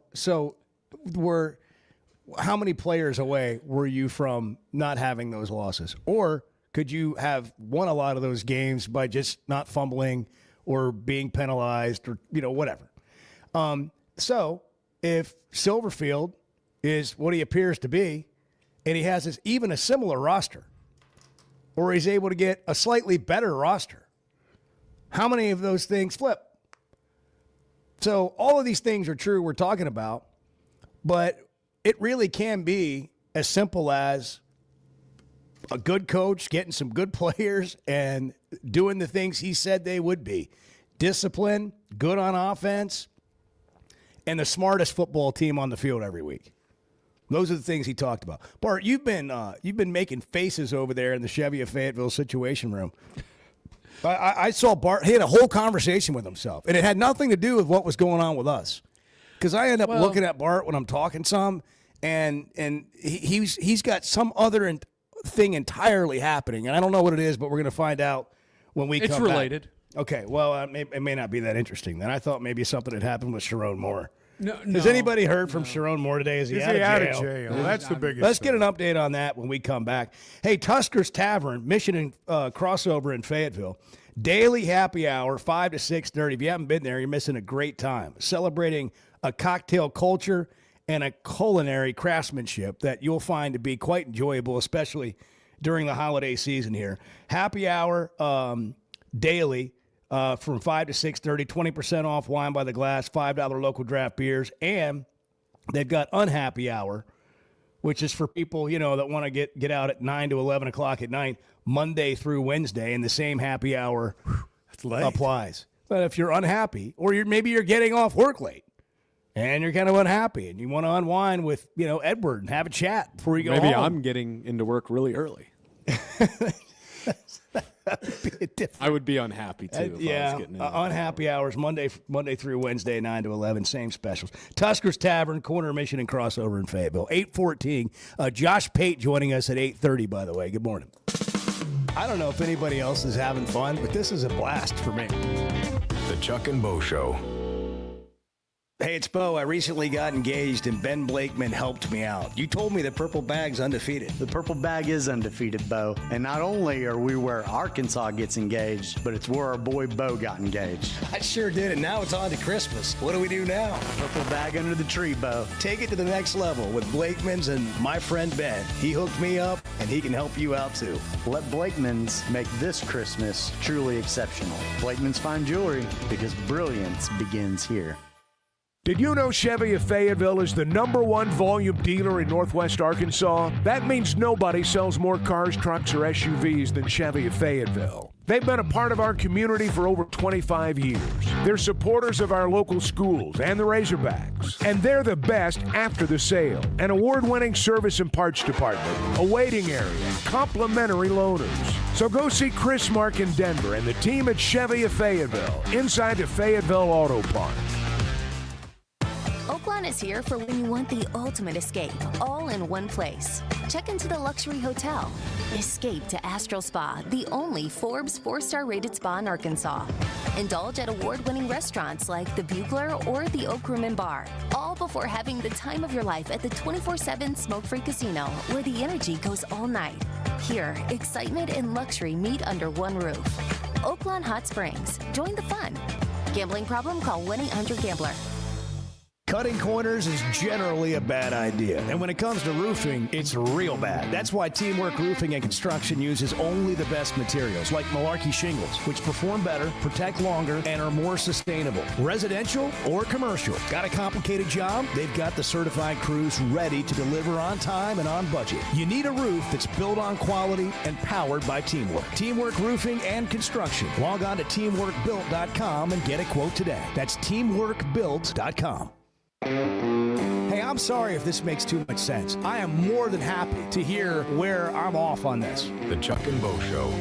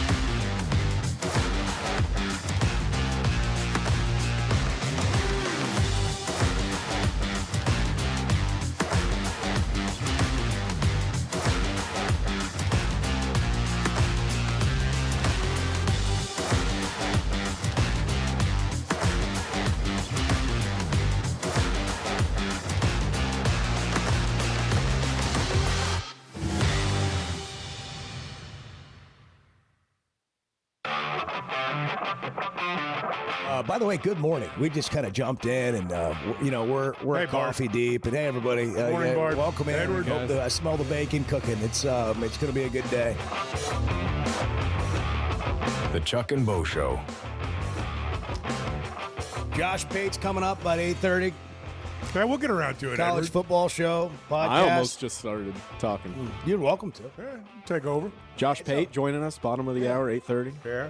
You should do that more often. He was reporting pretty heavily on the Sherrone Moore stuff yesterday. Was he really? Yeah, I didn't really see the reports that he. Oh, was I did. doing, I read every word. Yeah, but he was. It's my kind He's of doing story. some stuff for ESPN now. He's got doing quite one of those the cult following on Twitter. Yeah, he's got a. I saw him do a live show in like a theater.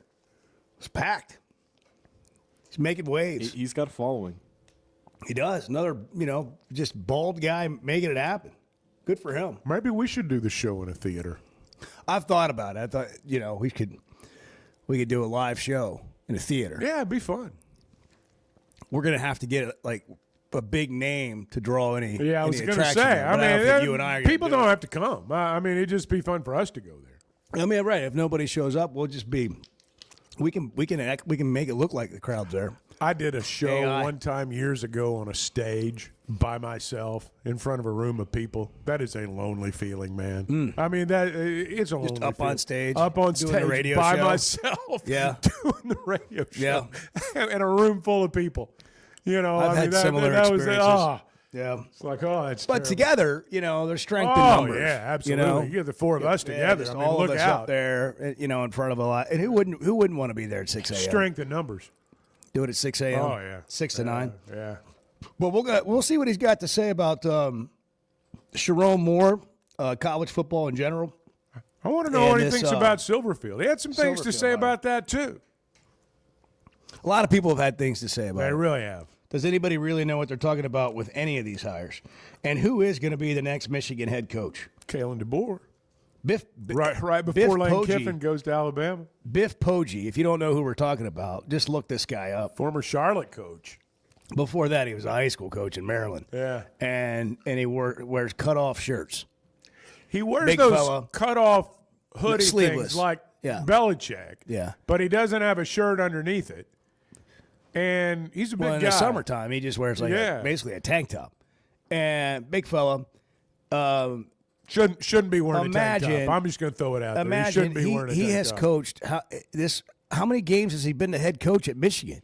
I mean, he's not going to be the full-time head coach, but it's a dream. It's got to be a dream come true for him. He's a professional interim coach. I mean, that's what he does. Do you want to hear from him after a win back in September? Biff. Yeah, Coach of course we Biff. do. Yeah, it's pretty please. good. This is Biff. Please.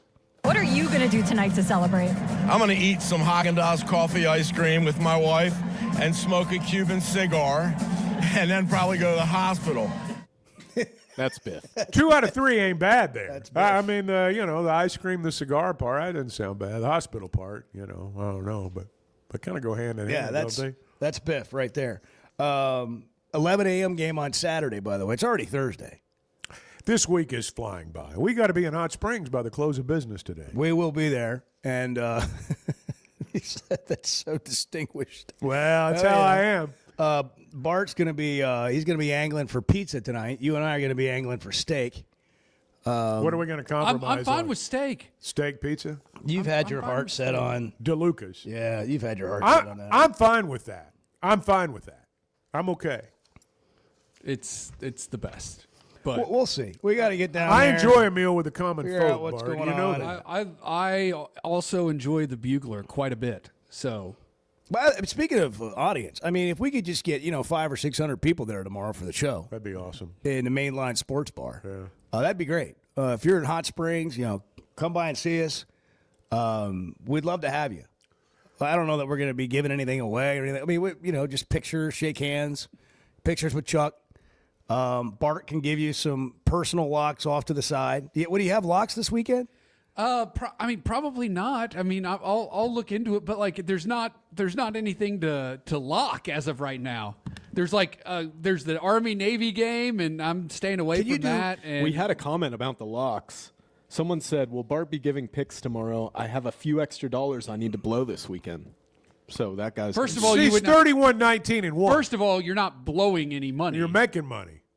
He's saying I got money. Well, the fan I is got gonna be walking disappointed around. He's either saying way. I've got walking around money that I can I risk. understand. That's all he's saying. I understand. No, there's not going to be any. I mean, unless some college basketball lines pop early that look interesting, but those usually don't come out Do you until want the me to day give of. some locks? Yes, that'd be if you wouldn't mind. Some NFL picks. But by the way, we were going to ask what was, and I want to know before we get out of here today. We got to do Macadoodles what to watch. I want to know what the bowl games are, what the matchups are. I don't even know. There I don't is- need to know it now, but I do want to know. There is one on Saturday. And before the break, who is it? It is the L.A. Bowl between Boise State and Washington at 7:00 on ABC. Can't wait. Okay, earlier, and we don't have time, so if it takes a while, we can push it. But you had something on your mind. You were having a whole conversation talking over to there in the yourself. Chevy of Fayetteville. You had a lot of facial expressions. Yeah, well, in the in the Chevy of Fayetteville surprised. He was Situation reacting. Room. He was I was reacting. surprised. Yeah, there was some breaking news in college football that Kentucky has hired away Texas A&M's defensive coordinator Jay Bateman for the same role to join Will Stein's first staff. At He Kentucky. must have, him and Will Stein must have some sort of connection. And I just thought that was very interesting. You know, Kentucky Stein was hiring on, away A&M's That DC. is interesting. Yeah, it is. It was a big hire for them. Stein was on that UTSA staff when Traylor was That's down right. there with Lunny. Mhm. He was the wide receivers coach there before he went to Oregon. I'll bet there's some kind of connection there. I bet you're right. Yeah, that's an interesting hire, Will Stein, and that's an interesting defensive coordinator get on a team that's in the playoff. You know, Elko's a defensive guy as a head coach. And I mean, he Stoops was is the a coordinator defensive before guy that. at Kentucky. You know, Stoops is a defensive guy first. Chevy of Fayetteville Situation Room. There's Bart. Chuck, you've got a Silverado, and right do. now they've got the red tag event going on. Never a better time than the deals they have You can right save now. money. I mean, you got year-end savings going on right now. Great truck. They got Tahoes. They got all of them out there right now. They're all marked down, ready to move. Josh Pate will join us next. Chevy of Fayetteville. Together, let's drive. It's the Chuck and Bo Show. We're just kind of wading through it, figuring it out with you this morning. The Chuck and Bo Show. Hey folks, Chuck Barrett here, the voice of the Razorbacks. And if you're ready for freedom from glasses or contacts, there's only one name you need to know: McDonald Eye Associates. Whether it's LASIK, clear lens exchange, or advanced cataract surgery, they've got the solution to help you see your best, no matter your age. Doctors Betts and Mangarelli are the real deal, two of the most experienced surgeons anywhere. They've even taken care of my eyes. And now I'm seeing the basketball court crystal clear. I'm so glad I chose McDonald Eye, and you will be too. Hey, it's Bo, and I want to share something that's completely enhanced my day-to-day life. About a year ago, I started telling you about the Sweatnum Edge. Well, over the last several months, here's what's happened for me. My energy level is completely different. My exercise gains have seen a big jump. My mind is clearer, and frankly, life is just more enjoyable. Now, that's my story. What about you? Search the Sweatnum Edge online and get a free evaluation today. It's made a big difference for me, and I know it can for you too. The Sweatnum Edge. Kids, there's never a good deal good enough with a bad person. Still a bad deal. The Chuck and Bo Show.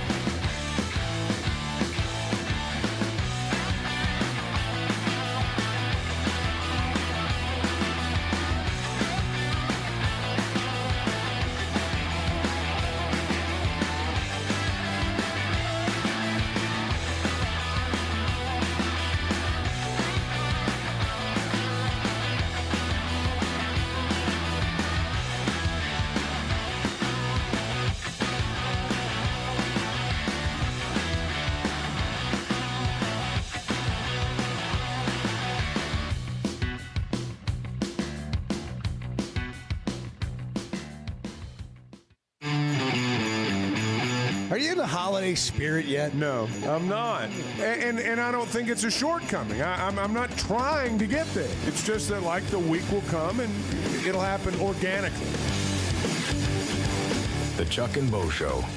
Josh Pate is the future commissioner of college football. At least that's what we we're have hoping. him right here on our we're hoping very for. own show. The Josh Pate College Football Show can be seen on YouTube. He's on ESPN now. He was doing a mega cast the other night on a game on 3 Sports, Yahoo Sports. It's really hard to keep up whom all Josh is partnered with, but that's because he's in the middle of college football.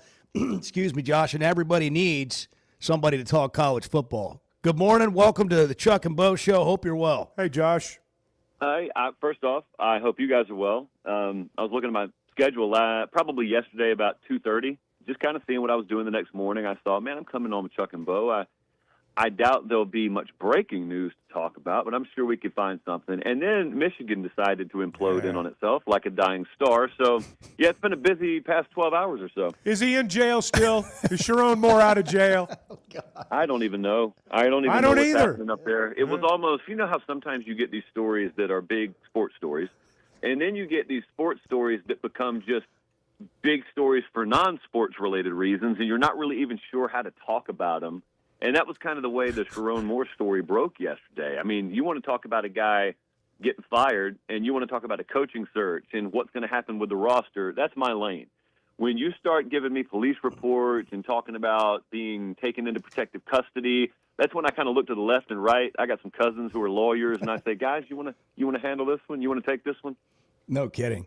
Yeah, Chuck came in we opened the show this morning, and Chuck said, no matter how bad you think your day was yesterday, or no matter how bad you think it is today, you're not Chiron Moore. I mean, what happened? That's the truth.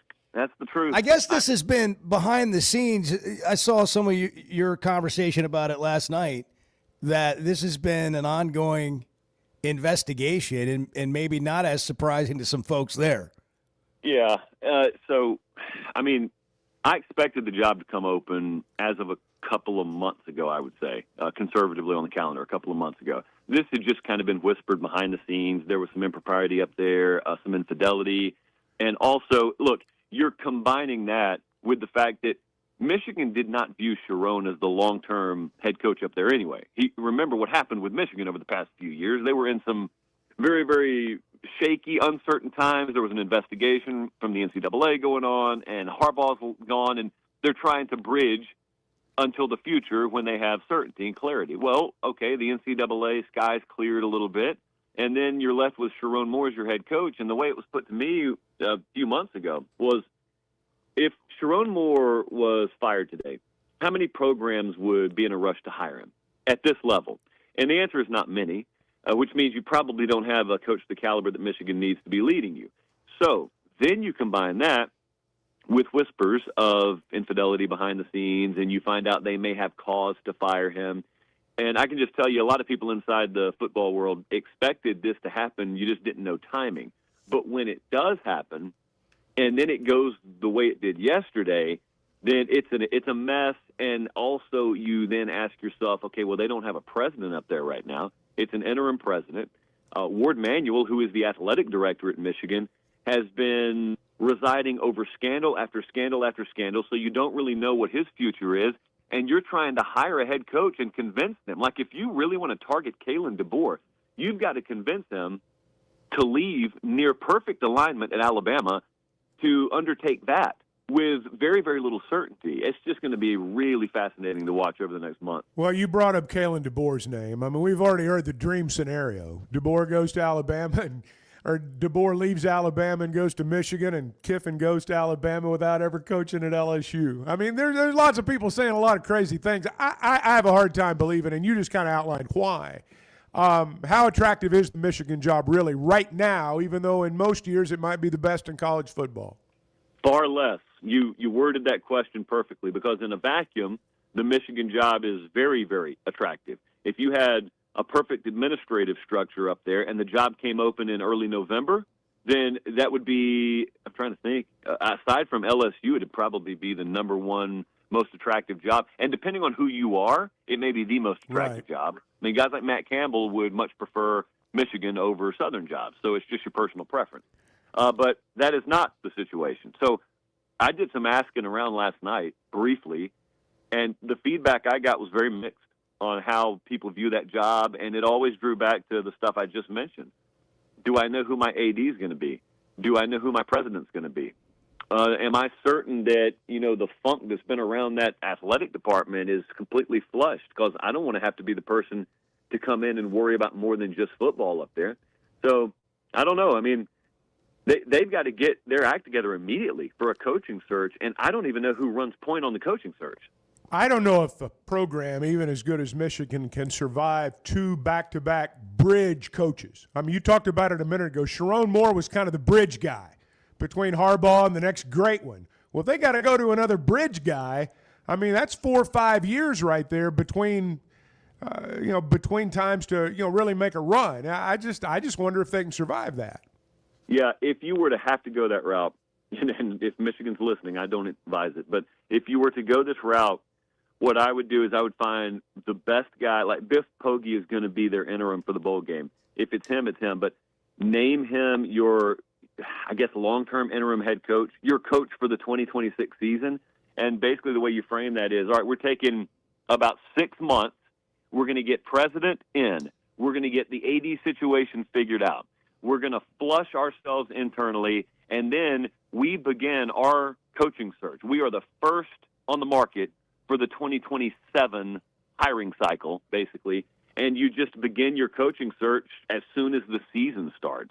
And it just kind of becomes this year-long storyline, and you hope that your NIL structure is enough to where you keep your roster together up there. The one benefit that Michigan has with the way they recruit is they have done a good job of recruiting to Michigan. Like, I don't view that roster like the Ole Miss roster. Most of those Ole Miss kids were there to play for Lane Kiffin. I don't know that a majority of the Michigan roster just came there with the express intent of playing for Chiron Moore. So we'll see how much that matters or how much it doesn't matter. How do you think Ole Miss is going to do in the playoff? That is the biggest wild card to me in the entire thing.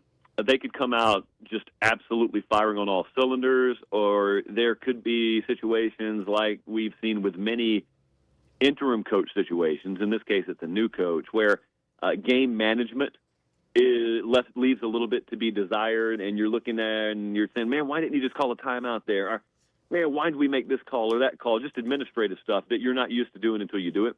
I don't know, man. We've never seen a situation like this. No. Not just with the coach leaving, but also we don't know how many of those players are going to follow him. So where's their focus right now? And it sucks that that's the world we live in. But Ole Miss has got good enough athletes to go on a run here, and they may need to win games like they competed in the Georgia game, and that thing's played in the mid to upper 30s. It may have to be that way, but I could see them winning a couple of games. Josh, what do you think about what's going on around here? The hiring of Silverfield, the staff. Just what's your take on the Arkansas situation? Well, so that's first I wanted to ask you guys before I gave my answer. If you were to gauge the collective reaction there, initially and then now, has there been any change once people have gotten to know him a little bit, or has the reaction been the same? Massive change. Yeah, like in change. 5 days. Yeah. We did 3 interviews, and all of a sudden people were like, I kind of like this guy. It's like they knew nothing about him before he started talking. Yep. So you're describing the way I've experienced Penn State and Matt Campbell over the past couple of weeks, and I got the sense that it may be that way in Arkansas too. So look, these guys, Ryan Silverfield being the other one, but I feel he's kind of comparable to Matt Campbell in that they're really good football coaches. No one will ever question the football acumen, but you guys know as well as I do, when you make a hire, it's kind of like an election. Very few times do people really drill down on specific policies. It's so surfacey. It's, does the candidate look good? How do they talk? Are they funny? Can they handle themselves in a press conference? Now, none of these things win football games, but that's really what appeals to the mass public. So I didn't know if Ryan Silverfield was going to check those boxes, and then he comes in the room and he's checked all the boxes. He just didn't bring the name recognition with him that like a Lane Kiffin would or a Kalen DeBoer would. So, again, I just mentioned a bunch of stuff that doesn't matter when you tee it up in the fall. But then the second part is, even if he is a good football coach, all right, then does everything that is Arkansas get aligned behind him? Because it's one thing for fans to be aligned behind him. It's another thing for big business, big industry to be aligned behind him. Because to me, and you guys know this better than I do, but as an outsider's perspective, that's always been my question about whoever takes the Arkansas job is how many train cars line up behind him while he starts to pull. And is it a massive freight train moving in the same direction, or is it like a 10-car train trying to compete with 30-car trains? Because Arkansas, I believe, at its best can be that, but it's always aggravated me when I've talked about Arkansas. I always speak in like potential tense instead of current tense, instead of the is tense. So that is what I will very, very much monitor. As he puts his roster together, as he puts his staff together, I want to know collectively how much does it come together up there from a potential standpoint. Yeah, it's a great point that you view you have of Arkansas. It's what we talk about here all the time. And I was going to ask you, do you think Arkansas, when you think of Arkansas, when you follow all of college football, do you think, yeah, they're just always not going to be very good? Like people used to talk of Vanderbilt. Or do you think, man, like why are they not better? Like that's a better program than their record indicates right now. No, I'll tell you exactly who they are. To me, they are Clemson from a couple of generations ago. That's how I think about Arkansas. Massive, massive untapped potential. Independent of the conference they're in. Massive untapped potential. Because you guys know as well as I do, if I were to have walked up to you in 2002 and I were to have started talking about Clemson the way we ended up talking about Clemson in the 20 teens and early 20s, you would have thought I was crazy. You would have told me, no one's winning multiple national championships at Clemson. Like, come on now. They're an afterthought in their own conference. Well, that was true, but it didn't mean they didn't have the top-end potential. It just meant that Clemson needed to harness itself properly. Arkansas, likewise, if it harnesses itself properly, you can overcome any of the hurdles. Like, there are a bunch of roadblocks at Arkansas that people think are stop signs, but they aren't really stop signs. You just got to harness it properly. You got to recruit Dallas properly, and you got to get a guy who's magnetic enough to build a program that kids will look at SMU, look at Texas A&M, look at Oklahoma, and still say, nah, thanks, I'm going to go to Arkansas. People don't think it's possible until it's possible. So you got to get the right guy that makes people believe it's possible, and that's what I mean by those train cars, all getting aligned and going the same direction. It's good stuff. Josh Pate, appreciate your time, man. You do great work. I'm sure I'll see you at a playoff game or something along the way, but thanks for hopping on with us today. I appreciate it, guys. Thank you, Josh. Thanks, man. Josh Pate, College Football Show on YouTube. You can catch him on ESPN doing work for them, On 3, Yahoo Sports, all of that. And he does a great show. And I love his take just on Arkansas right there. We can come back and react to that. Right. But that's some holiday cheer right there. Arkansas has to harness itself.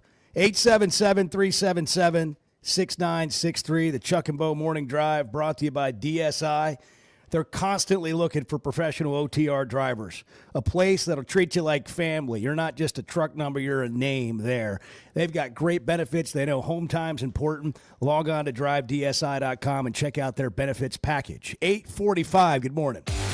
You really make me want to call you a moron. I'm not going to do that, but I want to. The Chuck and Bo Show. Flight by Yingling is the next generation of light beer. For those who don't follow trends, but craft them. Flight by Yingling is 12 ounces of uncompromised refreshment from America's oldest brewery. With only 2.6 grams of carbs and 95 calories, this is premium refreshment 6 generations in the making. Don't just raise a glass, raise the bar. Flight by Yingling. Available wherever beer is sold. DG Yingling and Son Incorporated, Pottsville, Pennsylvania. Please enjoy responsibly. When something goes wrong, a car wreck, an injury, mounting debt, or getting denied the help you deserve, it's hard to know where to turn. That's when Cadell Reynolds shows up. This is a team that fights for Arkansans. Personal injury, disability, bankruptcy, they handle it all. And they know how to get results. You've got enough to deal with. Don't try to figure it out alone. Call Cadell Reynolds, 866-314-3728, or visit CadellReynolds.com. Cadell Reynolds, make the right call. First Security is about more than great banking. Yes, we provide the financial expertise, digital tools, and everything else you need when you need it.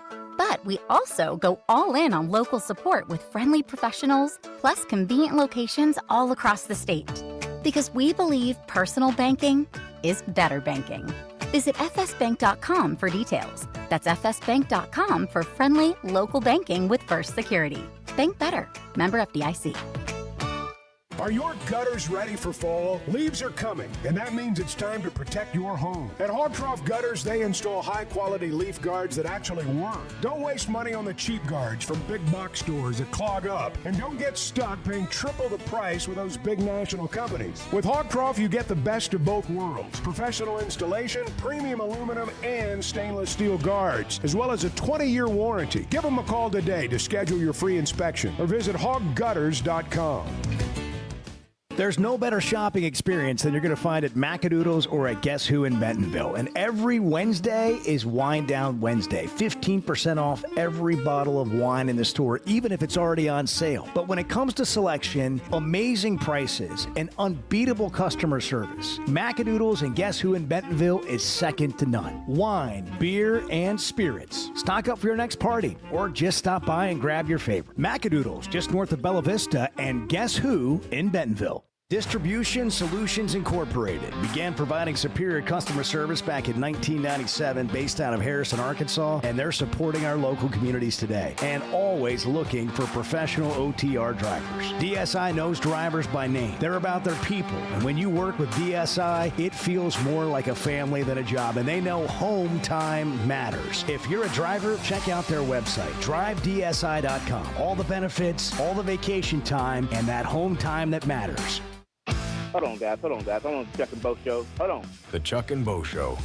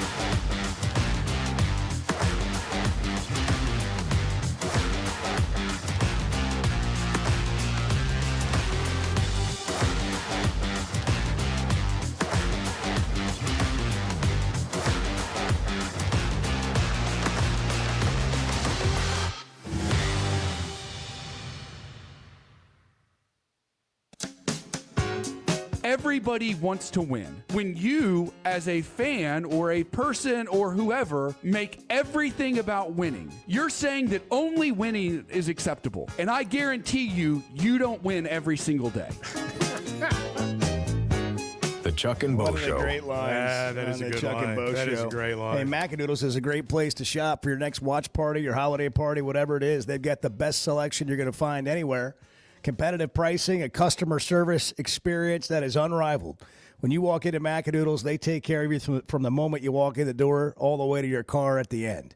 Just north of Bella Vista in Pineville, West Siloam Springs, and you'll find them at Guess Who in Bentonville as well. Don't forget, every Wednesday's Wine Down Wednesday, so if you're looking for wine, do it on a Wednesday. You get 15% off every bottle in the store. Bart, what are we watching? What do we have this weekend? Tonight we've got NFL, Falcons and Bucks on Prime Video at 7:15. We've got changed my plans.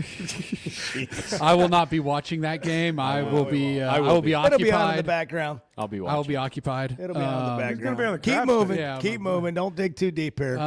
Arkansas, Texas Tech basketball, 11 a.m. Saturday, ESPN2.